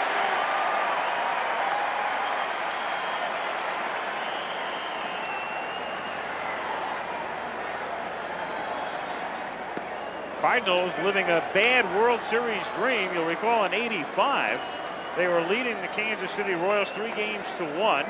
Royals won at Busch in Game 5, won a thriller in Game 6 with 2 in the 9th, and then the blowout 11-0 on Sunday night in 7. There's John Tudor, who'll go to the mound in St. Louis on Tuesday. John started Game 7 in Kansas City in 1985. Little camera shy tonight. Yeah. In for a strike, 1-2. We also saw his opponent Les Straker, the rookie who opposed Tudor on Tuesday night. The matchup you talked about, Straker 8-10, Tudor 10-2. Just off the plate. Straker charting pitches, and Al Newman looking over his shoulder. Says, come on, man, that was a slider, not a fastball.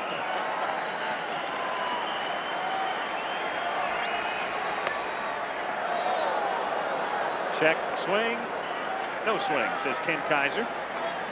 One thing about this umpiring crew, they make a good offensive line. Wire, Sherry, Kaiser. Where's Eric Gregg?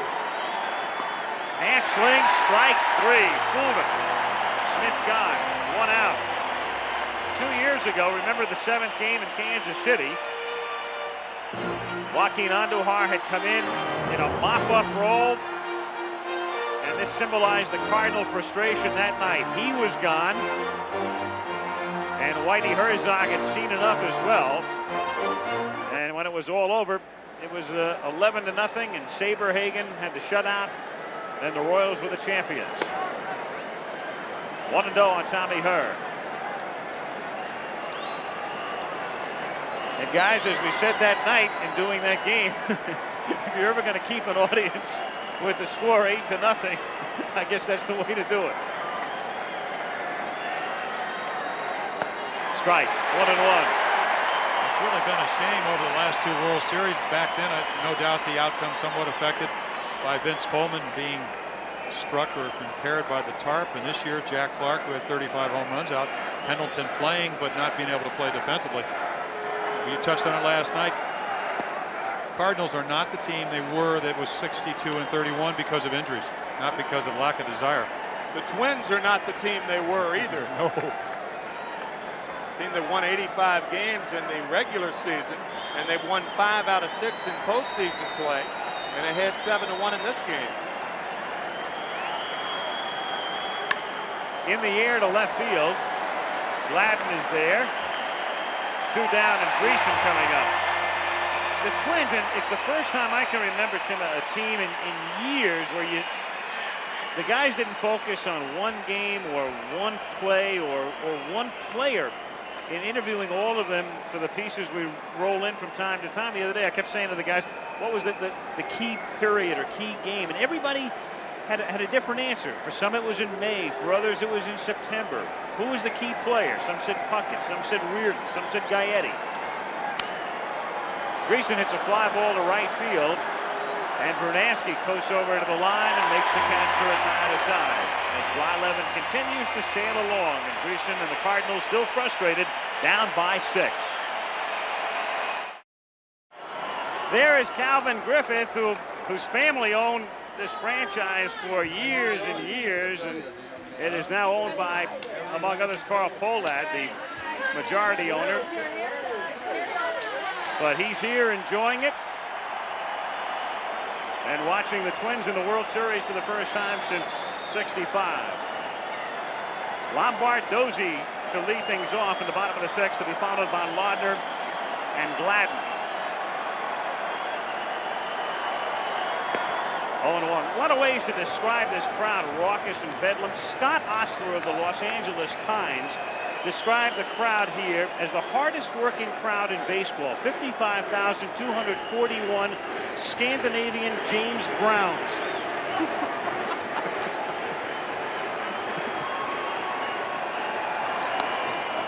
They feel good, and you knew that they would.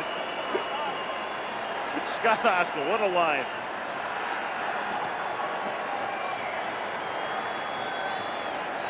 Oh, and 2 the count on Lombardozzi. And down he goes on 3.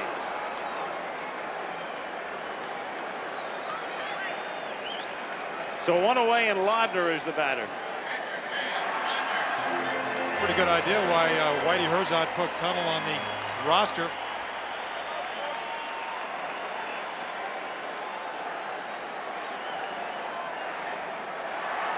Only the 3rd hit in postseason play for Laudner, but every one of them have been productive base hits. Strike to Laudner. You could see from that replay that Ozzie Smith playing him up the middle then was moved over a little bit. Not as quite up the middle. Apparently the scouting report said that when we saw it last night, he went the other way. Hit the ball to right field. 1-1. But you know, Tim, as well as I, and I pitched on artificial turf, hated it. If they hit the ball as hard as Laudner did, it better be at somebody or it's going to be through the infield before you can even make a move, even if you do have the skills of Ozzie Smith. Laudner wants Wire to check the ball, and the count is 2-1.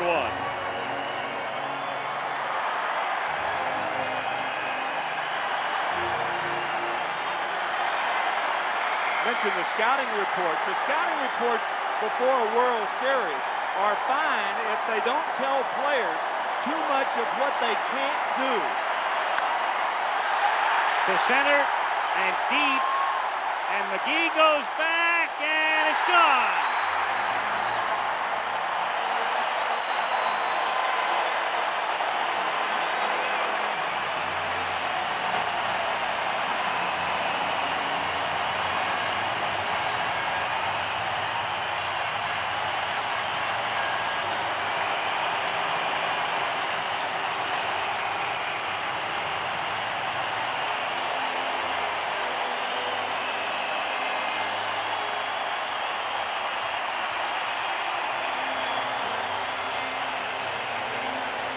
Number 17 for the year for Timmy Laudner.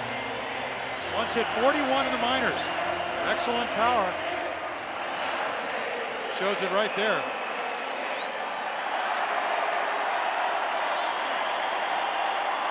Puckett has that played down to a science, as Kirby has robbed several of home runs this year, but not McGee here. And Laudner, who hit 16 during the regular season, has made it 8-1 with one out of the bases empty.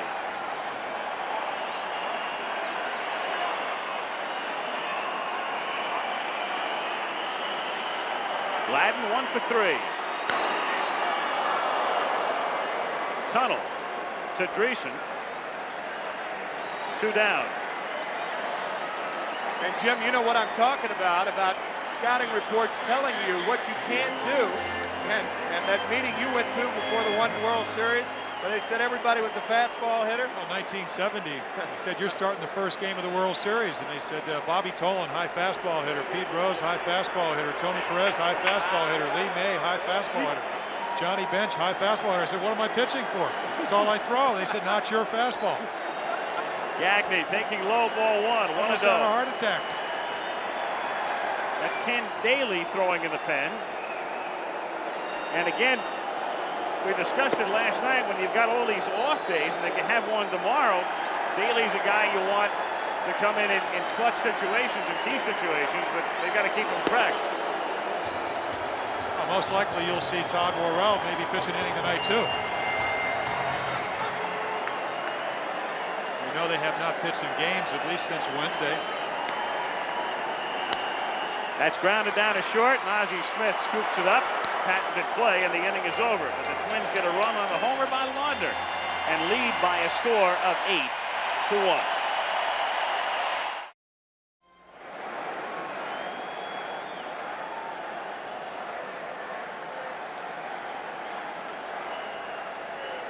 Well, that most happy fella is Carl Pohlad with his wife Eloise, buying the team from the Griffith family. And watching his team on top by a score of 8-1 as McGee starts things here in the 7th inning. You know, the remarkable thing about the Twins, and we've touched on it in the first 2 games, and most of you are aware of it, as they came from the depths of the standings, last year finishing 6th, and they were last until the final week of the season, and then coming out of nowhere. But this was a team whose very future in this area was in question and in jeopardy a couple of years ago. Not drawing well. Rumors and talk about the team leaving Minnesota and how healthy they've gotten in a hurry. 1-2. What winning will do. Tom Kelly said it well today. He said the only thing that brings people out is winning. And they won. And they're bombing. They're not only winning, as you can see, 13 runs in the 2 games. That's the composite score over the last 2 nights. 18-2 the total. And the 4th has been lit up like the 4th of July. And down goes McGee. Strikeout number 8 for Bert Blyleven, who has now retired 7 straight, and Juan Berenguer gets his arm loose in the bullpen. Talking to Tom Kelly before the ball game, and he said that one of the reasons he didn't take Viola out earlier last night was he had a big lead in the minor leagues. As you see, Pendleton foul one back. He had a 9-0 lead, and he was encouraged to pitch a younger pitcher. And he pitched that younger pitcher, and before he knew it, the opposition had scored 8 runs in the top of the 9th inning. And he said, never again. He's going to be locked up, and you can certainly understand his reasoning. He's not taking Blyleven out until he's sure it's locked up. Outside, 1-1. We also talked about the fact that he did abuse Berenguer's and Reardon's arms in the playoff. He used them more than he should have as far as he's concerned. So you might see him tonight, but that's the reason we didn't see him last night. 2-1 the count.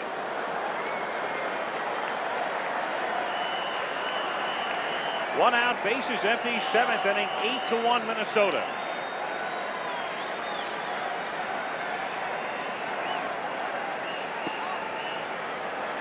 Three and one. It was amazing when you see Bert Blyleven. Take a look at the Cardinal bench. Not a whole lot to cheer about tonight either. Very much like Don Sutton's, only won 20 games one time, 244 wins, but he's tied with Sutton for lifetime shutouts among active pitchers in the American League. Excuse me, trailing Sutton, but tied with your good buddy Steve Carlton. Steve Carlton. At 55, Sutton has 58. See the tailing fastball. Left-handed hitters think a pitch like that's going to be inside, and the ball with the late tail is a strike. In the air to deep left center field. Gladden fades on it and makes the play. So 2 down now in the 7th inning. And Kurt Ford. Excuse me, it's all part of the game plan. As Timmy said, that tailing fastball. Blyleven did not used to throw that pitch. Now he holds the ball with the seams, and you wonder how a guy, even though he has a great curveball, can pitch for 17 years. You make adjustments. The change up here and there. We've seen a couple tonight. Good curveball, and then he has 2 fastballs. The one that sinks, which is what the one he threw to Pendleton, and then the 4-seamer, the rising fastball. Ripped back through the box for a base hit. And so Ford in the lineup against right-handed pitching only has a perfect night going. 2 singles and a walk.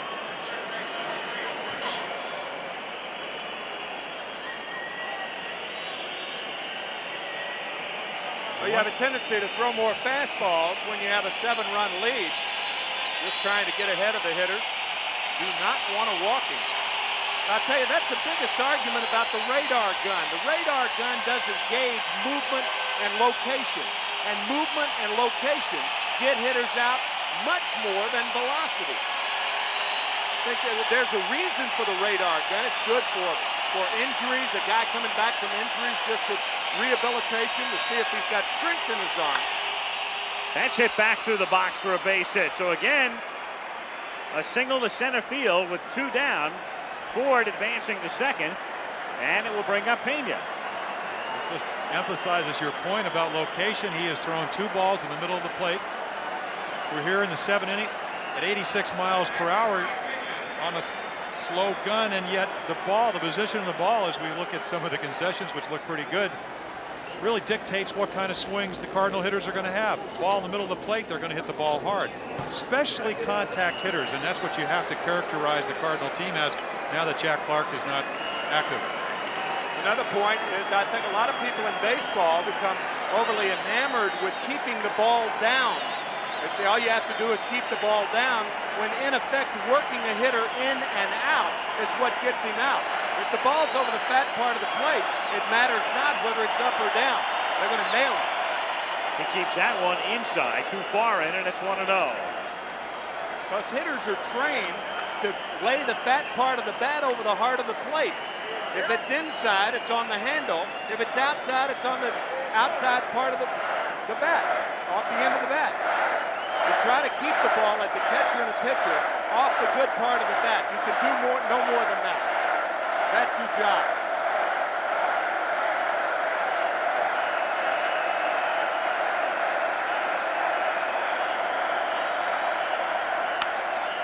Line to center field, Puckett charging in, but it's a base hit, and Puckett will throw to third, and out, and the run counts. The run scored before the out. But the Cardinals run themselves out of the inning after they pick up 1. A run, 3 hits, and a look again here. This out is recorded after Ford touched home. Minnesota doesn't care whether it's after or before. I guess it's a Cardinal rule that you never make the third out at third base, especially when you're trailing by 7 runs. And they broke it. Yep. You're seeing Oquendo slide into third. You see why in the American League they do not run on Kirby Puckett. And also, as you said, Tim, you do not make the third out at third base. Lee Wire doing his job at home plate. The run counts. Kurt Ford scored before we saw Oquendo tagged out at third. At this point in the game, though, you don't like to see the run score, but you will trade a run for an out. Oh, yeah. Especially with an 8-1 lead. Yes, sir. Whistles out in force. Patty Blyleven, Bert's wife, I think, was the ringleader. As Puckett swings and misses. The one thing that Lee Wire has to do on that play is align himself so that he sees the play at third, as well as the runner crossing the plate, because if that tag had been made before Ford had touched home, that was out number 3 and no runs. Ken Daly now on in relief.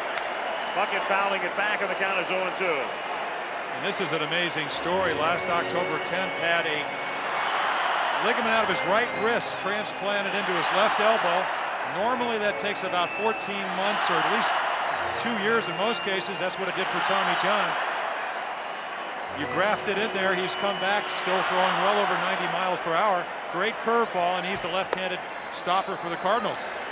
Yeah, it's not the fact that he's throwing at all. It's the fact that he is throwing as well as he did before the operation. He was talking about how Dr. Jobe said it's just amazing that the graft would take in that amount of time. 1-2 is chopped to the right side. Tough play. Scooped by Hearn nicely. That was the only way Tommy could have done it. And had a chance to get Puckett. 1 out here in the 7th inning. And Herbeck is the batter. Well, they said that the Cardinals will not have trouble playing the infield here because they play on AstroTurf at Busch Stadium. The problem would be with the roof. We saw that last night. Tommy Herr makes a difficult play look easy, just as he would in Busch Stadium in St. Louis. Inside to Herbeck, and the count is 1-0. You saw Tommy Herr a lot more than I did this year. He lost about 15 pounds, came into spring training a lot lighter. It looks like he's much more agile. Not that he's ever really had much of an agility problem. Yeah, you mentioned Ken Daly's comeback. Tommy Herr has had both knees operated on. And you only make a play like that on artificial surface. On a regular infield, the ball has a chance to stay down, but not on the rug. 3-0 now on Herbeck.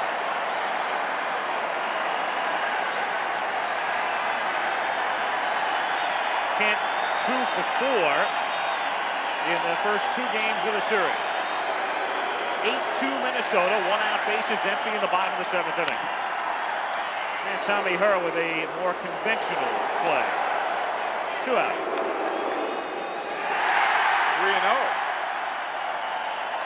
Swinging 3-0 against Ken Daly. Herzog, I think, dreaming of the runway at Lambert International and home. And the Twins dreaming of a world title. Did you find that a little confusing that he was swinging 3-0? Not with a 6-run lead, no. You against the left-hander because it's lefty on lefty? Sound like you do. Yeah. Strike to I just Gaetti. think back to the National League playoff, and a lot of times you need something to motivate. Not that it's really running up the score. It's not trying to go for a national championship, but obviously makes Herbeck a better hitter, not that particular time, but you might just get the Cardinals thinking about something. That's the only reason I say that. A lot of hitters don't like to hit 3-0 because they're not patient enough. This ball just fouled down the third base line. Gaetti is locked in, isn't he? Hitting a lot of balls hard. He was the MVP in the playoffs, and he's already 4 for 7 in the World Series. And when you're 4 for 7 and the count is 0-2, you're going to be brushed back. So that was a predictable pitch, and there is the ace of the bullpen, Todd Worrell. And Jim talking about it before. It wouldn't be surprising to see him just to keep him fresh. Down to Wayne Terwilliger, the first base coach, and Laurel throwing. Wayne Terwilliger can probably double his salary if the Twins win the World Series, because the winning share here is going to be about $90,000. Not only that, he told me before the series began that it took him about 12 years to make what he would make if the Twins win the series, and that would take about, what, 2 weeks? The first 12 years of his career. First 12 years of his career, right. Half swing, and they get Gaetti, and that's the first time that's happened tonight. We'll go to the 8th, 8-2 Twins in Game 2.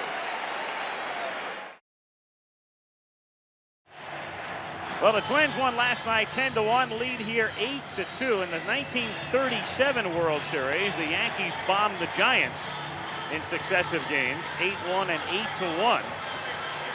Well, guys, our flight to St. Louis is boarding. Jeffrey Leonard with one flap down. I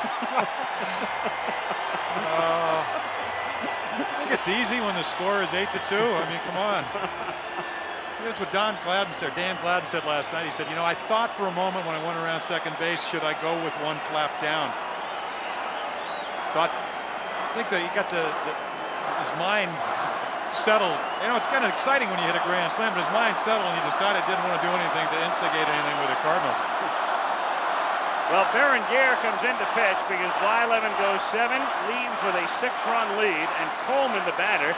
Vince is 0 for 3 tonight and 0 for 7 in the 2 games. Coleman, Smith, and Herr in the 8th inning. So Blyleven went 7 innings tonight. Whitey Herzog, his team in arrears by 6.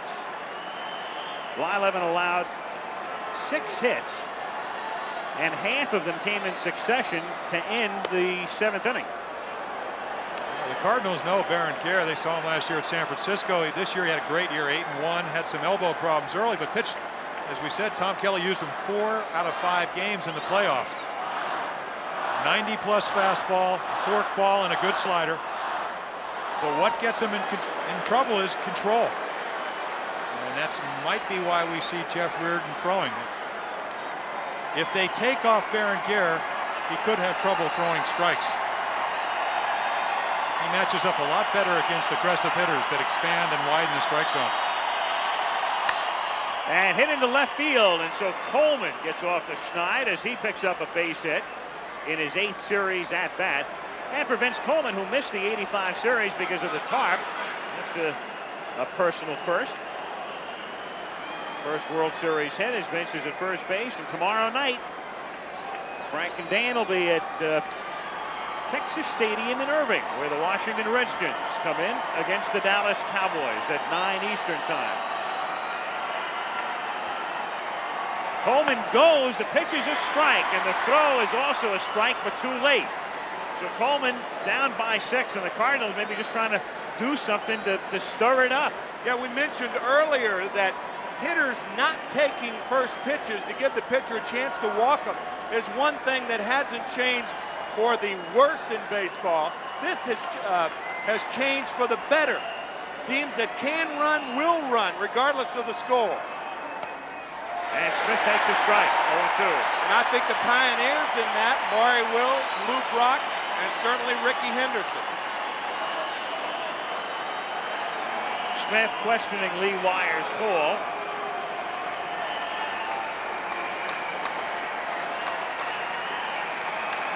And Ozzie hits one to right field and deep. Bernansky goes back on the warning track and makes the catch.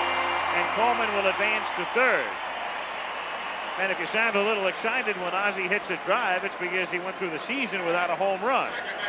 Also has not hit a left-handed home run since the playoffs in '85 off Tom Niedenfuhr. Talks about his swing with left-hander, goes to a lighter bat. Berenguer tries to get the ball in and does, but I think he got it up on the bat. Ozzie hit it good, but not good enough. Last year, 6 home runs, all right-handed, so his power is from the other side of the plate. Tommy Herr, he too has drawn a blank in the series, and he hits one softly backhanded by Lombardozzi. Coleman holds at 3rd.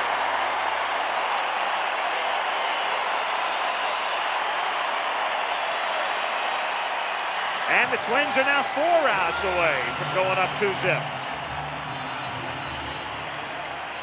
Berenguer's ball gets on you in a hurry, and he hits Tommy Herr on the handle, and a good play by Lombardozzi. Good anticipation. Dan Dreesen hitless in 3 trips.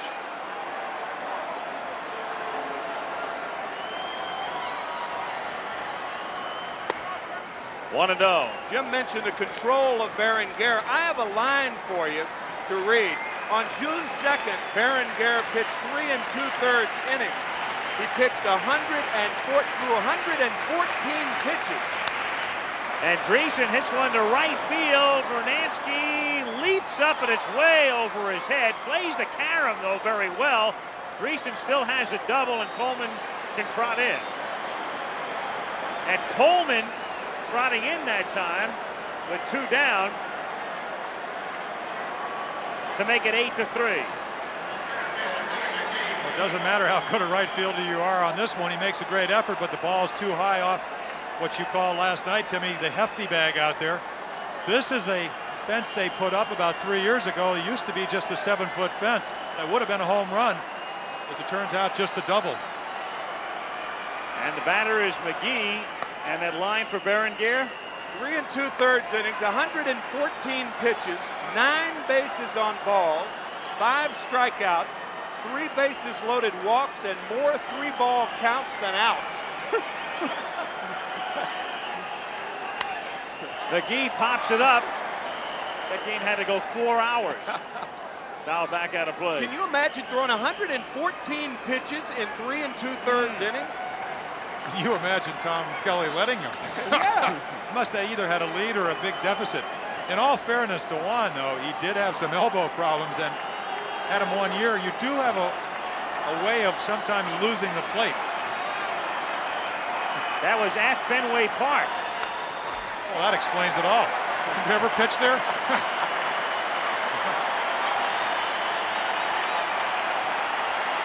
You toe the rubber, look at the fence. The plate starts dancing.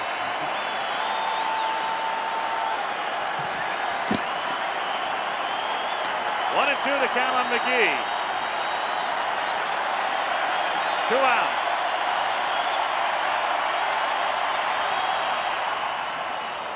And 2-2. 4th ball. 8-3 Twins. Tuesday night, game 3 after the off day tomorrow. Tudor and Straker.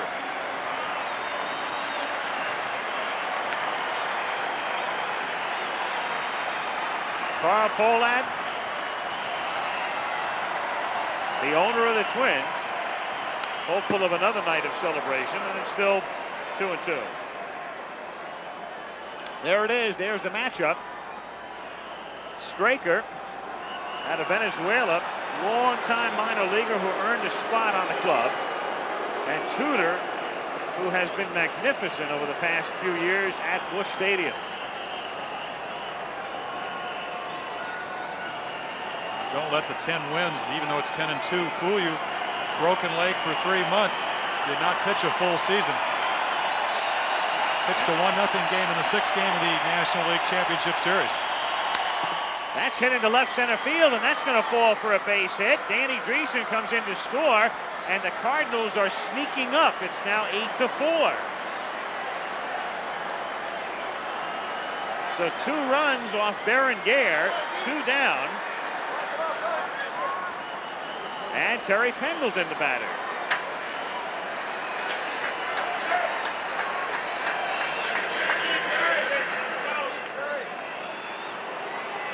Pendleton, again, if you joined us late, reduced to left-handed batting with a rib muscle pull. He can't bat right-handed. He can't play third base, and that will hold true for the rest of the series. Hits it sharply. Lombardozzi knocks it down, keeps it in front of him, and throws him out. Cards settled for 2 after 7.5. 8-4 Twins. That is very interesting, because when you think that a team takes a 2-0 lead, they have a tremendous advantage, and they normally do. But more than half the teams, 9 of the last 15 that had that lead, lost the series, including the Cardinals in 1985. Boston last year. Of the last 15, Boston, exactly. Larkin leads things off, pinch hitting for Bush, and Gene hits a fly ball to McGee for out number 1. So 1 down here in the bottom of the 8th inning. And Brunansky is the batter, and Herzog is going to go to the bullpen. He's going to bring Worrell in here. So with the right-hand batting Brunansky coming up,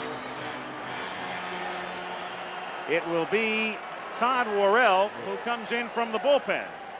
Whitey getting his ace reliever some work. And of course, this one is not over and done with yet. 8-4. Stranger things have happened. What about, though, as we assess the Cardinals, they have to be real happy about going home, but they're down 2-0, and they have to try to bounce back. But keep in mind, obviously, what they did in the National League Championship Series when everybody had written them off. I think Jim had an excellent point in the opening, saying that if they lose this ball game, they know they're going to have to come back to this ballpark. And the Twins, if they win this ball game, they're going to win 4 in a row. And they will have been 59-25 if they win tonight in this ballpark this year. The converse of that, of course, is that the Twins did have an horrendous, not the worst road record in the American League, because I think Cleveland and another team did, but they were, what, 29-52 on the road, discounting the playoffs. So but it's not great to come back here, but on the other hand, it does give Cardinal fans some hope. Well, Whitey has to be real happy about the pitching matchup, if nothing else, on Tuesday night. But Straker pitched well down the stretch, but he doesn't match up well against the Cardinals. He's not a good fielder, doesn't hold runners on, even though he was 2-1 in September, even though he was 8-10 on the year. I really don't think that the road record is as important now as far as the Twins playing with the confidence that they're playing with as it was going into Detroit. Because I think beating Detroit 2 out of 3 has added a great deal of confidence to this ball club that they didn't have before they played Detroit on the road. Yeah, they're playing in a different zone right now. Yeah, that's right. And it's the kind of zone that teams dream about. Brunansky now facing Worrell with 1 out and the bases empty in the bottom of the 8th inning.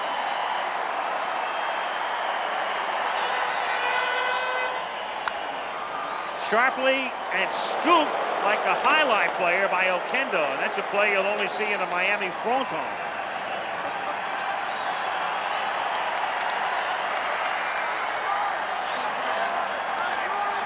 Well, watch Oquendo snag the pelota and gun out Bruno. Yeah, but did you have the Quinella on that one? 5-3. Your bet was down on Oquendo and Dreesen. That's right. Go to the pay window. 2 down. And now it's Roy Smalley who comes up to pinch hit for Lombardozzi. The veteran of many teams and many years here lines one to the gap, and great cutoff by Coleman. Smalley on his way to second, and Herr was off the bag, too late with a tag.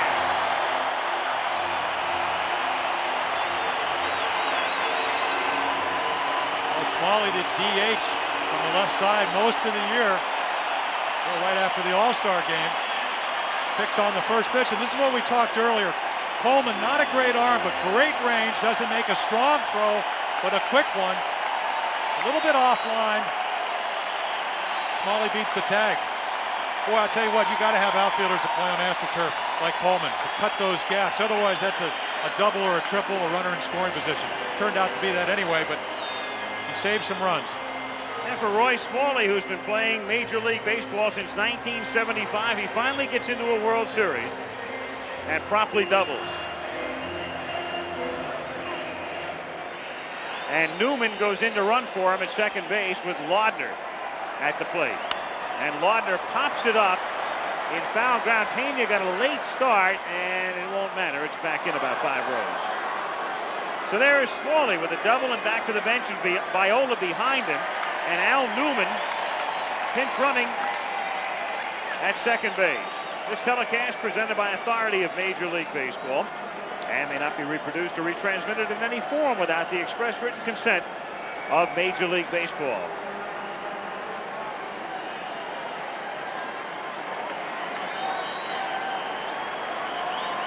Todd Worrell.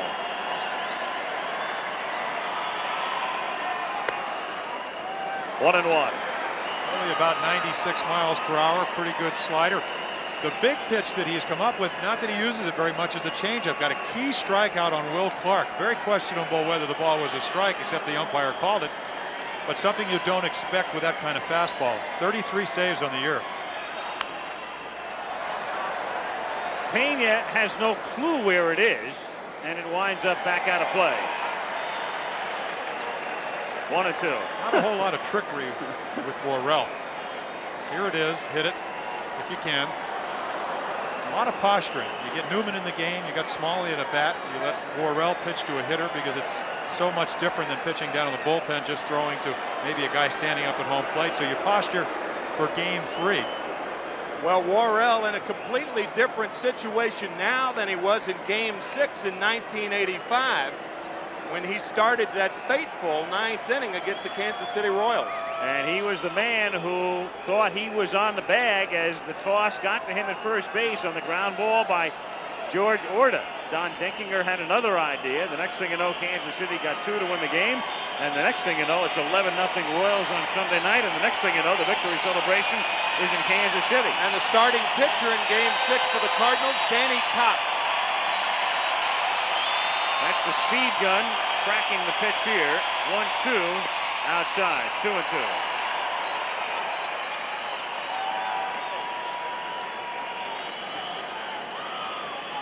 It was a 90-mile-per-hour slider. That's how you get 33 saves with that kind of stuff. Full count. Well, that's one of the big reasons that Todd was made a reliever. AAA manager Jim Fregosi told Whitey Herzog that the second time through the order, he lost to 4 or 5 miles on the fastball. So Whitey suggested to Jim, who was a AAA manager at the time, make him a short man. He's the tallest short man in the major leagues.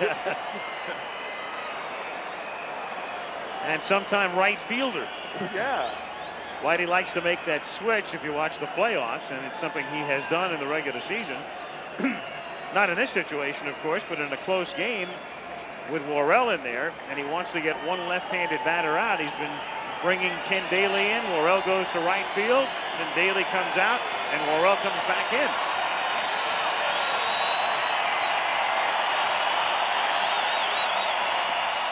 And he loses him. So Tim Laudner, 191 during the regular season, has a 2-run single, a home run, and a walk. And Dan Gladden is the batter. Gladden is 1 for 4.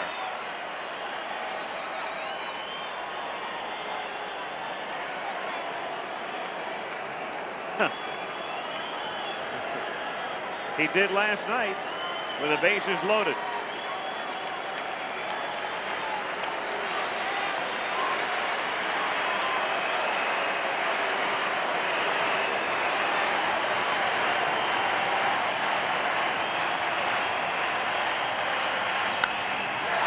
Drilled to center, but the Fleet McGee gets there and makes it relatively routine. They threaten but come up empty to the 9th with the Twins leading 8-4. 9th inning coming up at the Metrodome. Jeff Reardon comes in to pitch for Minnesota. Our producer, Kurt Gowdy Jr., director Craig Janoff, pregame producer Peter Lasser, technical director Mike Glazo, Robbie Cowan, and Earl Fryman. Our associate directors, Bruce Clark, Michael Cohn, Nancy Stern. Assistants to the producer, Tony Versley, Coach Coltrane. Our technical managers, Arthur Padagian, Ed Delaney, our unit managers, Steve Hurt, or Mr. Univac, as the gift calls him, downstairs, and Alan Hurt and Alan Roth up here in the booth as always.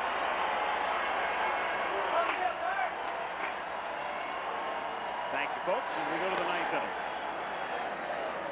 Ford takes up high, ball 1, 1-0. Jeff Reardon, the Terminator, and the man who made a big, big difference for the Twins in '87. Relief pitcher in major leagues over the last 6 years with over 20 saves. Gossage did it for the last 5 years. This year, only 12.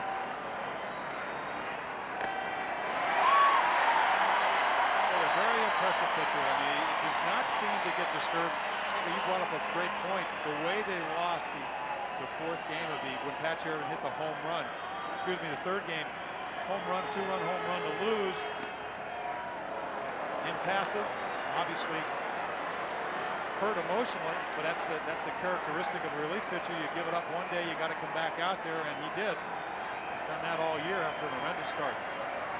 3-1 to Ford is hit in the air to right field, and Brunansky goes back at the base of the trash bag and makes the catch.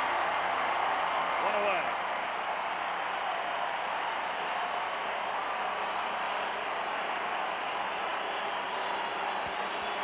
So the Cardinals with track power. And it's pretty much the nature of the ball club, especially with Clark on. And it makes it so difficult for this ball club to come back. And that was really the remarkable thing, as we expressed last night, when they came back against the Giants, trailing 4-0 in Game 3 at Candlestick. Okendo hits a fly ball to left field, and Dan Gladden makes the catch. 2 down, and the Twins know one thing. They will either come back and play a game here, or they will come back and have an uproarious celebration at the airport sometime next week. One or the other.